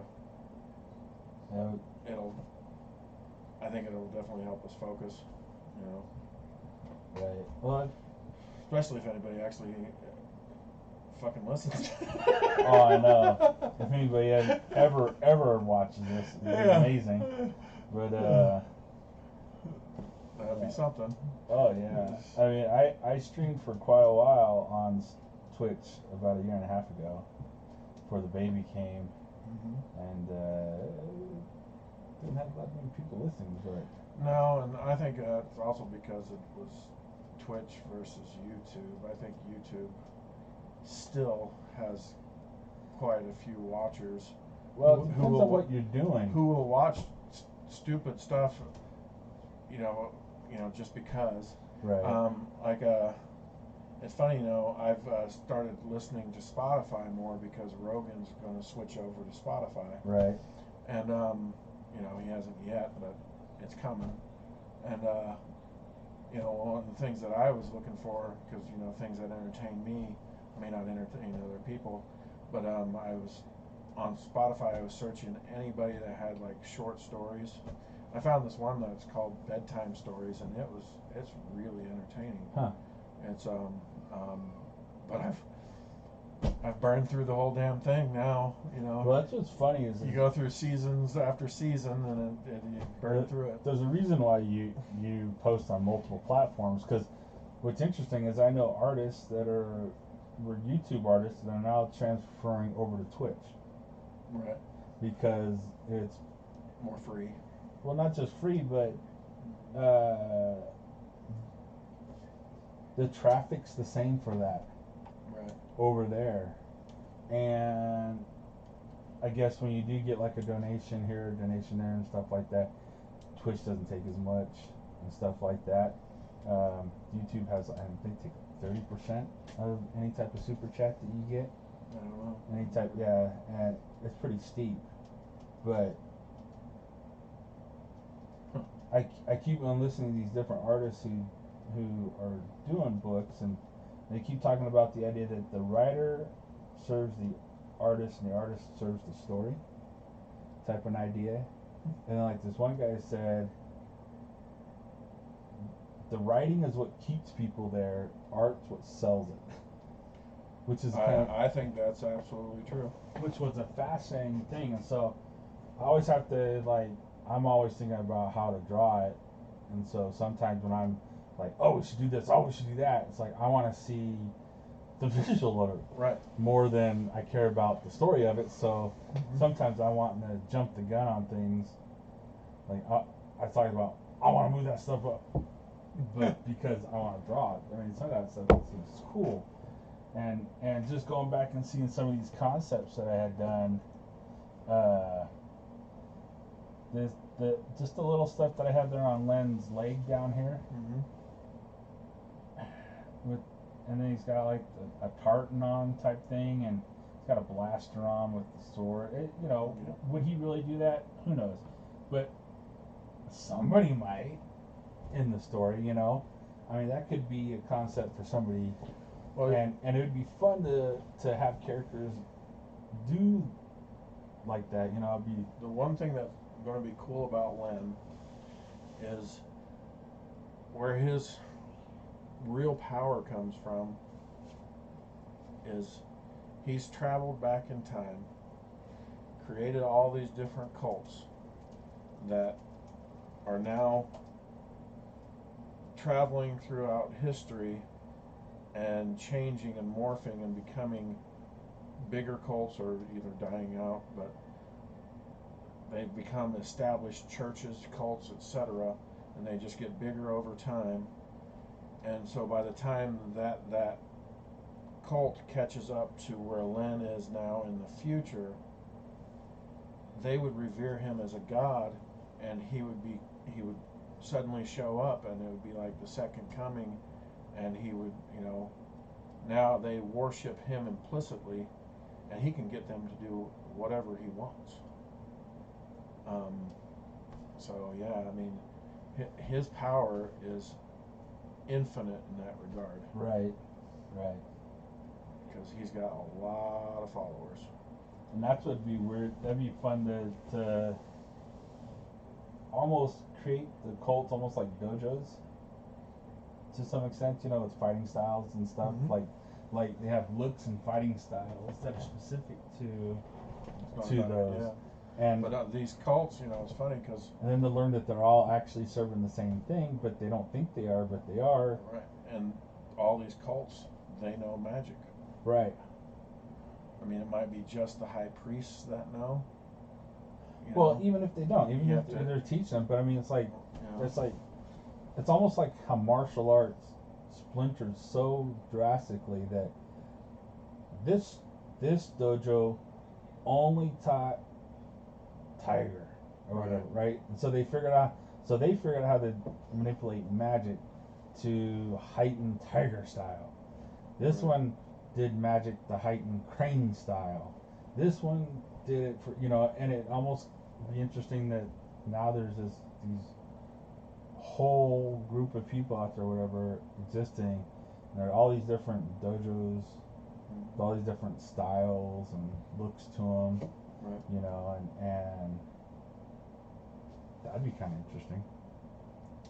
Yeah. But yeah, I mean, Len's certainly a badass. Besides having all these followers, he can also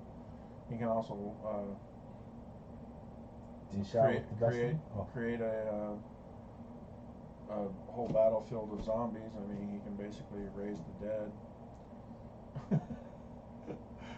Yeah, he's definitely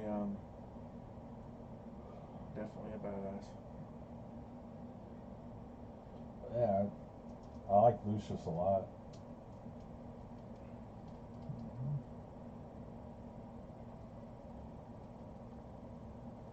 I like that picture. I forgot how much I liked it. Who's the girl? Is that Izzy? Huh? That's Izzy. Nice. An idea that I had for Izzy. Len's mom. Not love interest, but mom. I know it's kind of like, huh? What? No, mom.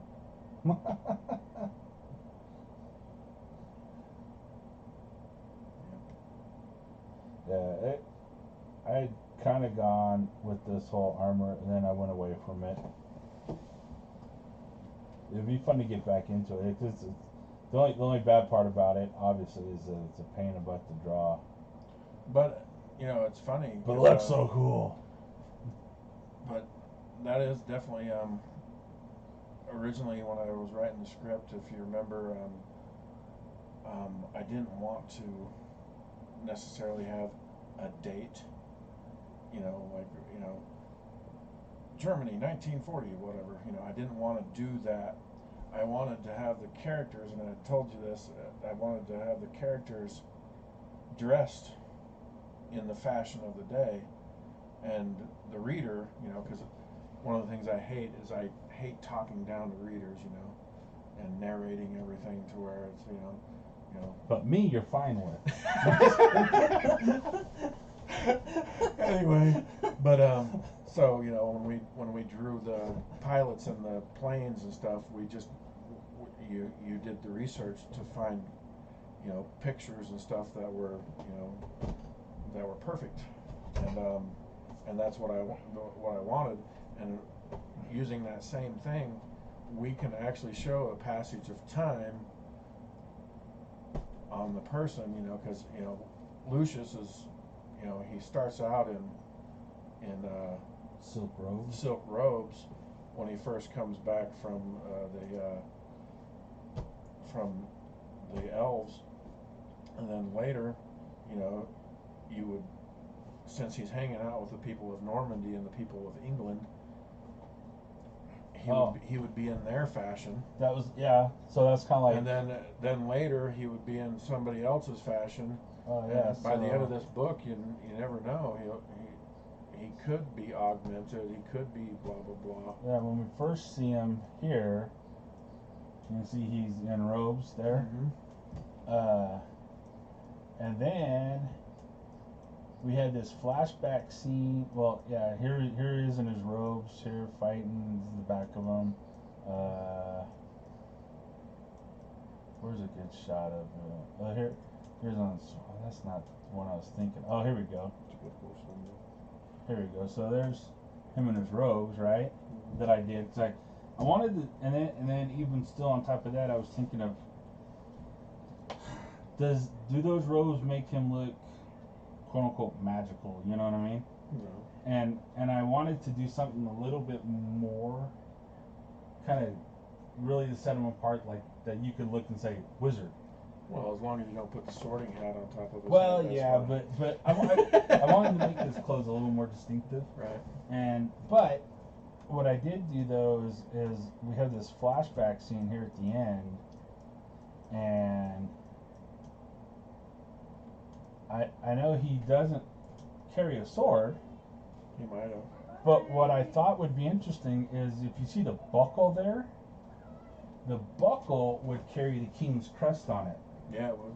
And so the idea is wherever he goes, people would know that he's an agent of the king, and he pretty much get free pass or just be respected.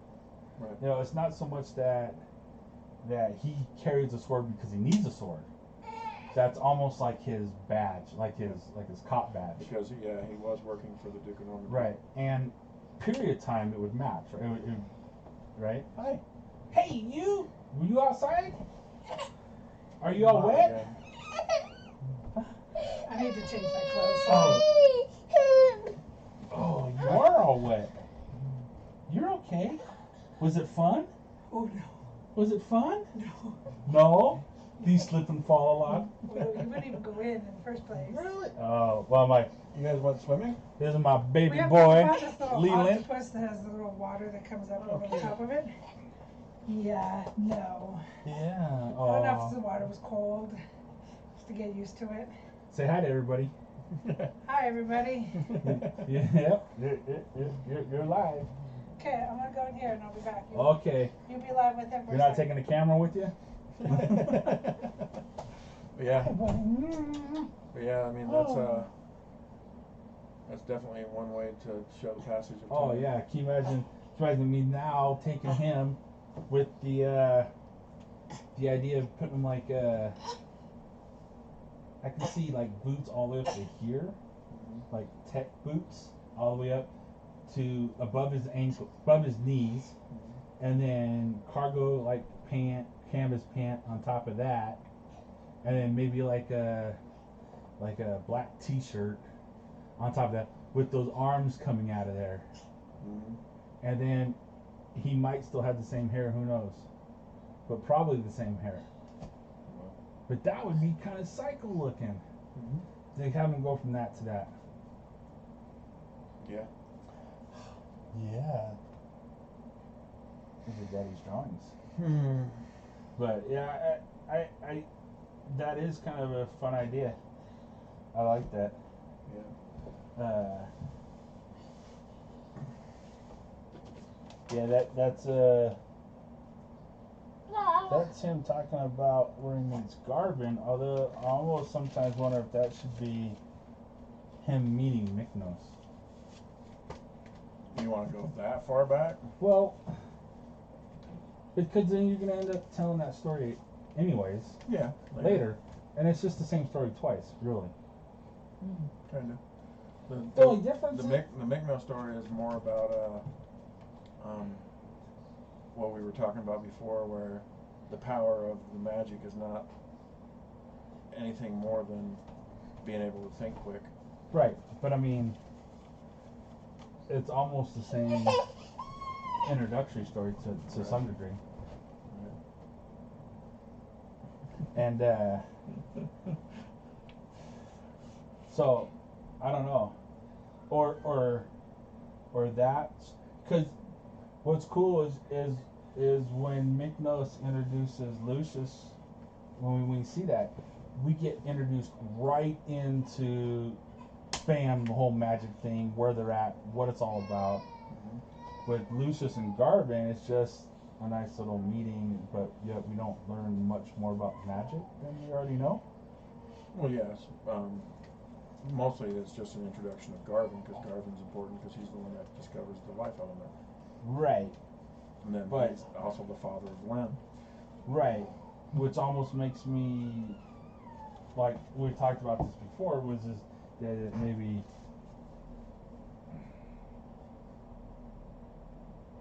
talk about him more than I don't know. It's like Well, poor guy goes off. it's like to what the you war said to and me dies. is like which one, who's the main character sometimes. You Who's know, the main character? who's important. Len. Sometimes the bad guy is the main character. So yeah, and it's not so much that story doesn't have weight. It's there's nothing that there's nothing that I think that we can't learn there that can't be learned just saying a few things later. Yes. But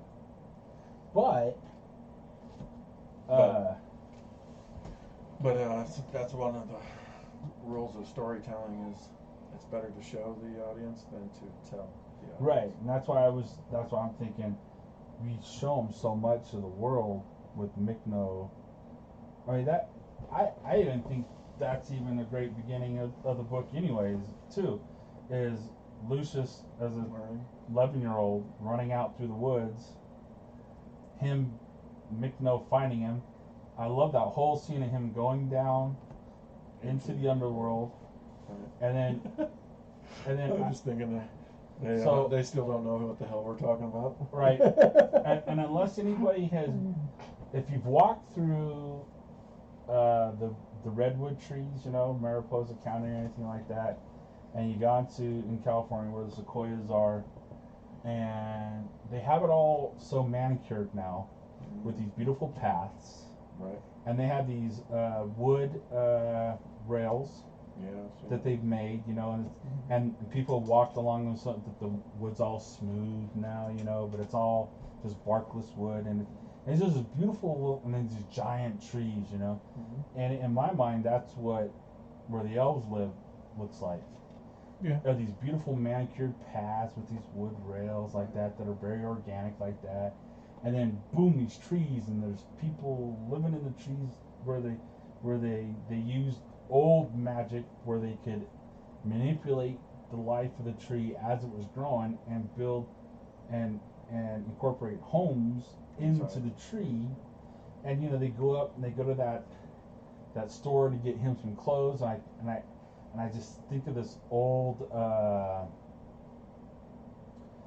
how do you say it, old like Irish like little cottage store from Ireland or Scotland, you know, and there's all these like tweeds and tartans and type of clothing, and that's what he kind of dresses him in. It's this very woodsy, Potterishy feeling, Harry Potter type, you know, and it's like that is so awesome, so magical. In fact, you know, I've read that part of the story over and over and over again, and I really like that part. And it'd be like boom, boom, boom, bam. You know, I mean, you can start the story right off with that. Have an adventure with Lucius. I mean, you could almost do this in 3 stages where you tell a little bit of Lucius' story, and then you enter in and then Garvin's story, and then Len's story. You know, it's almost like 2 books, or 3, or whatever. You know what I mean? It's almost like I could see doing it that way. And you have this whole thing with Lucius having to, you know, bicker with wood elves, and there's this one particular wood elf that he's always fighting with, you know, and I would love this idea that in the end, in order to defeat Len, he almost has to go back and ask that old wood elf for help. You know, I mean, there's like this, right? Or those two team up to help take him down, but it's, you know, he has to like humble himself enough to realize that he needed that help, and he has to humble himself, realizing that boom, boom, boom, and it's kind of interesting. And then we can tell Gavin's story in the middle of that, you know, because there should be him finding the life element should be, maybe there's a whole overarching reason why he's finding it. I don't want to say it's Anakin trying to save Padme, you know, I don't want to go that cliche, but it's something, you know what I mean? Right. But there's something there. I don't know.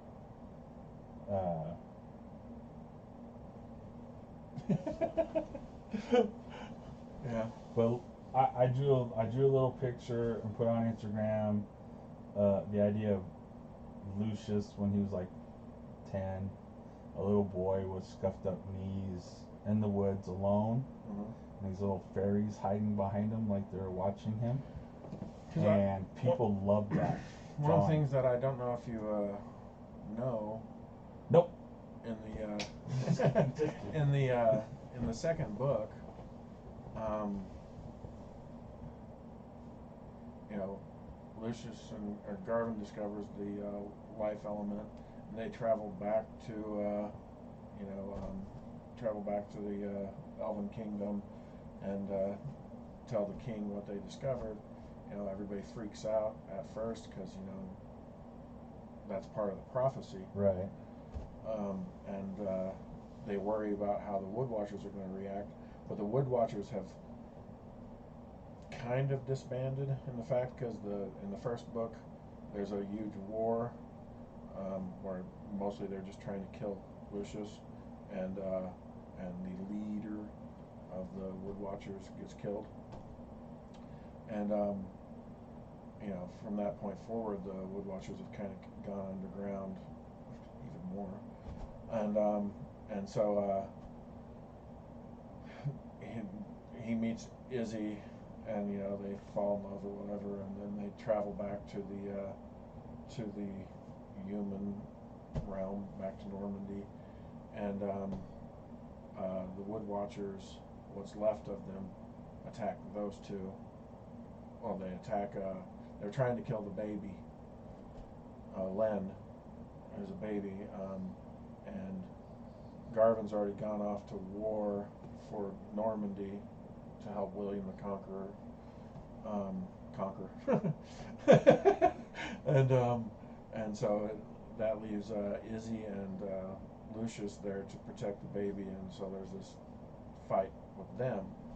But also while that's happening, while Garvin's off in England, fighting for the king, or who will soon be King William, while he's off doing that, there's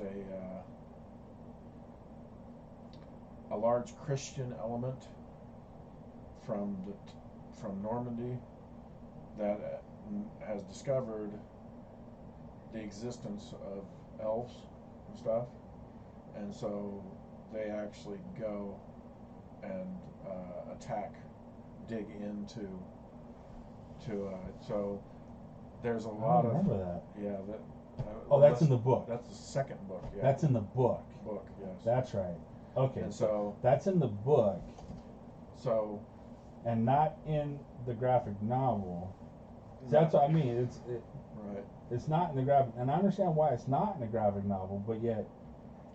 But I mean, that's one of the things that the humans are able to kill quite a few more. Because I was trying to answer the question of why isn't elves and stuff part of everyday life, and the answer is humans almost made them extinct. Right. It's almost like, I mean, and this always happens. You start talking, and then my brain goes off with ideas. It's almost like. But that second book is full of war. If magic, especially with the healing, if he could like the healing factor, like Wolverine, and he can slow his aging down. if Lucius was 400 BC, when he was out looking for the elves to save, or it's almost like there was like a second age of man type thing where they had the battle. Mm-hmm. That's all now they're in hiding, kind of the same type of thing they did with Hellboy. Mm-hmm. That was a great story. Right. And I lived in Lord of the Rings where it seemed like there was no new children being born, almost, is what was happening with the elves. They were dying out because there was nobody else was being born. Yeah. And so because of that, they're preserving their few numbers, hiding. But Lucius, like from 400 BC, and then as life happens, he wanders away and stops going there, and now he's all caught up in the things of today, and now he's helping William, all that stuff, and he goes and finds Garvin, and teaches him the everything, and there's that time period, and it's almost like, and then almost we jump another couple hundred years in his time, or whatever, it's almost like you could have that whole battle with the Wood Elves and everything that's happened, and then boom, now it's a couple hundred years later, and Garvin's met is, what I mean? It's like, oh, and things are now back to hunky-dory life and blah blah blah. Now shit hit the fan again, and so you know what I mean, though. And it's a way to that you could almost tell it. Len's, Lucius story, Garvin's story, Len's story. You know what I mean? And then the way that it's all tied together is Lucius. Right. Well, that's how the novel's written. Right?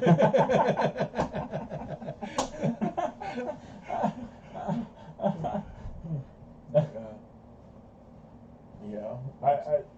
Well, I sometimes wonder if that's, you know, I mean, I understand why you wrote the graphic novel the way you did. It almost just seems like It's the Michael Bay.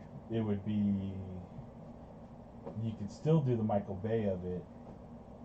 We could Game of Thrones it, and people sure enjoyed watching that. They thought it was pretty looking. I'm going to get in trouble for saying this, but I have only seen one episode, and only a small part of one episode of Game of Thrones. Yeah. Not for everybody, but a lot of people watched it. Yeah. What episode? Do you remember? I don't remember. The only thing I remember is that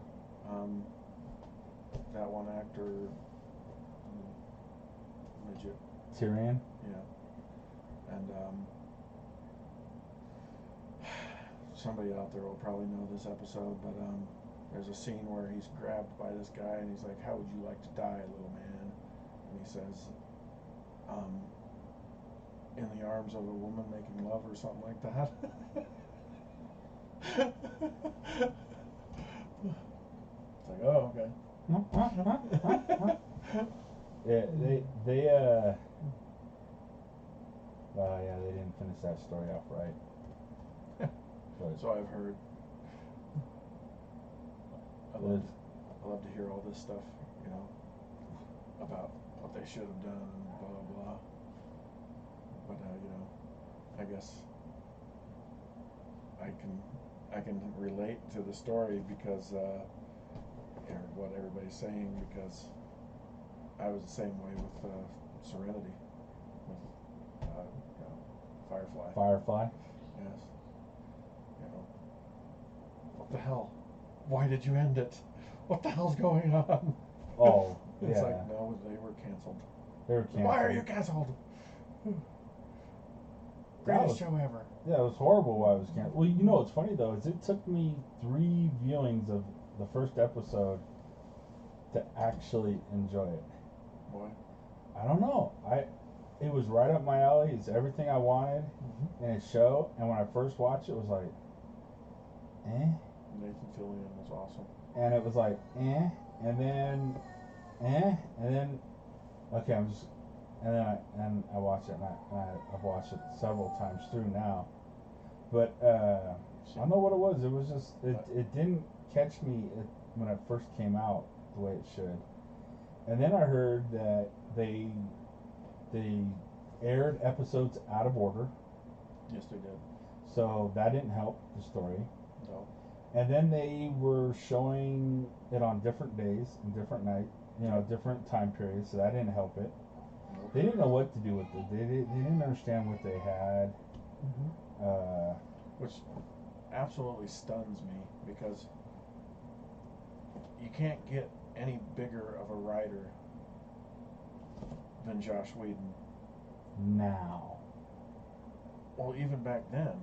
I mean, but he, you know, I didn't like Buffy. I've never watched Buffy. I love I think Buffy is boring. Buffy was great. Buffy was horrible. And then Angel was even worse. Yeah, well. So, like Dollhouse, boring. So when they said he was going to do Avengers, I was like, oh no. He was perfect. He's so hit and miss. Was I going to get Dollhouse or was I going to get Firefly? I was really worried. Yeah. And You know, so you know, when I got Firefly, I was happy.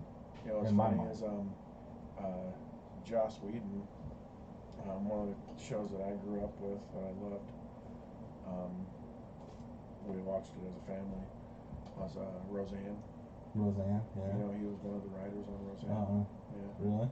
Yeah, he was one of the people that you know, when the show first started out, it was about Roseanne, but you had all those other characters, and he was the one that was able to create backstories for everybody and make the show not her, Just her. but a family. Because there's so many scenes that are so many episodes that he wrote that is focused on Darlene and you know and whatever the older sister's name is, I can't remember. But yeah, I think he It's funny. he has a way of humanizing, or I don't know, fleshing out the characters better than a lot of people do. So yeah.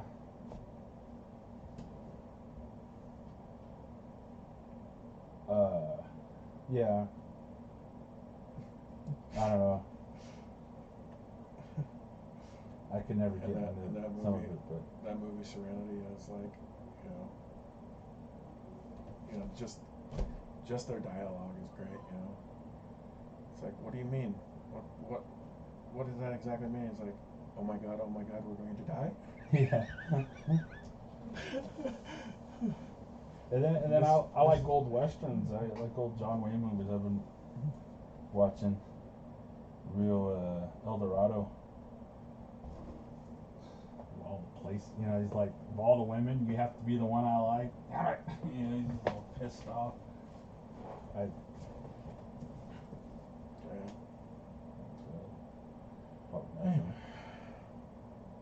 So I think on the next podcast we're gonna do another one.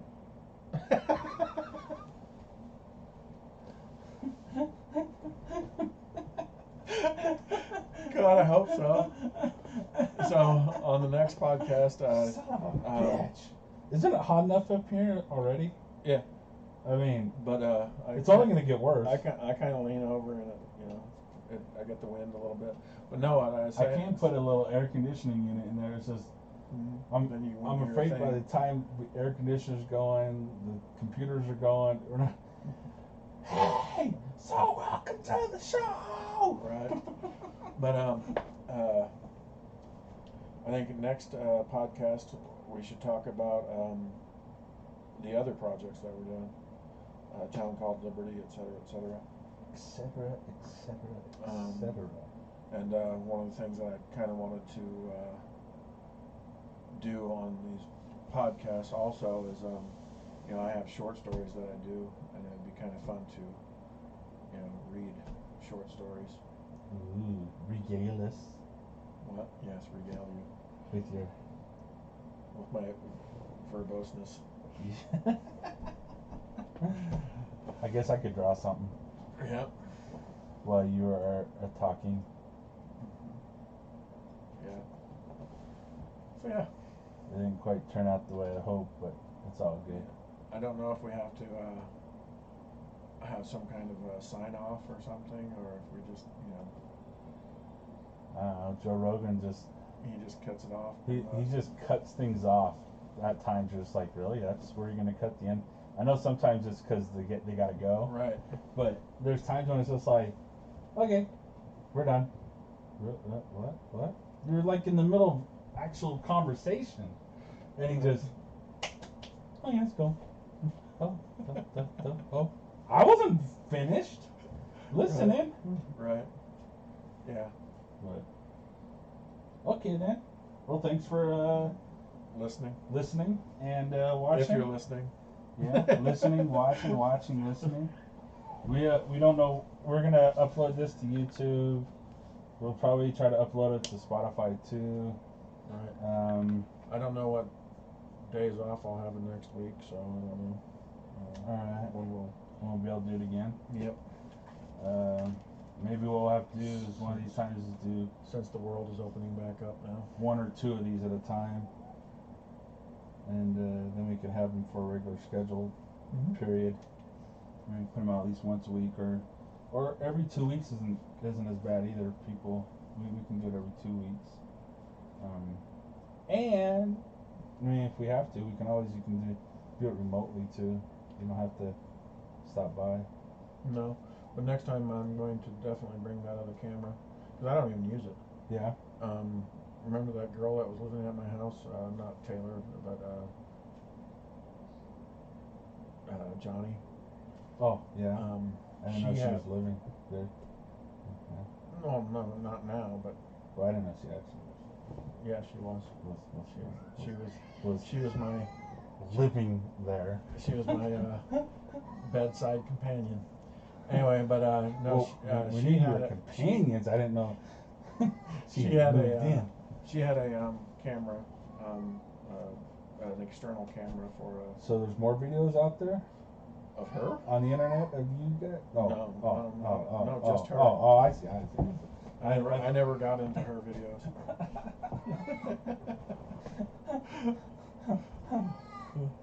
Oh, brother. But yeah, so I think I'll get the other camera and we can mount it there to the wall or whatever, and that'd be pretty cool. All right. Yeah, we can mount her and set it over there.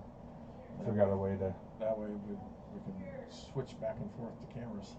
Camera Yeah. 1, camera 2, camera 1. You can do camera that, 2. or just leave them both on static, and Right. you can see both of us as we talk. Yeah. And then if people are nice to us and buy our books and donate some money to us, and we can get a new place to live. One of us could create a nice little, a decent little studio to I'm looking to for record a house. in. I'm looking for a house. I just don't know. I just If you find one with the basement apartment, well, no. What I hate is we'll rent from you. Yeah, but no. What I If hate the price is is right. my rent is so cheap. I just Right. That's our problem. Our rent's so cheap here that for us there's no point in us going anywhere. right. But it's becoming so ridiculous to live here for Right, for a growing family. a growing family, and for somebody who likes to run around and be active. That child, our parking lot out there is, I don't even know how to explain that. It's graveled asphalt. Yes. Is that how to say it? Mm-hmm. It there's raised rocks, and they're not just like nice soft gravelly rocks. It's sharp edged hard rock, and You can't walk on it. and the kid next door runs, and he biffed it a couple good times, and he just comes up all chewed up when he stands up. Sandpaper. The dumbass kid. He keeps putting his shoes on the wrong foot. He's 4 years old, and he'll come out with the shoes on the wrong foot. We tell him you're on the wrong foot. He sits down and takes his shoes off, and then puts them right back on the wrong feet again. It's like, Jethro? Maybe he just thinks that's the way it works. Well, he knows now too that if they're on wrong, he falls, and he still puts them on backwards. Oh, children. Yep. All right. Well, Bye. later. Thanks for hanging out with us, and we'll see you next time. Yep. Maybe one day we'll figure out a cool sign off. Well, we don't need a sign off.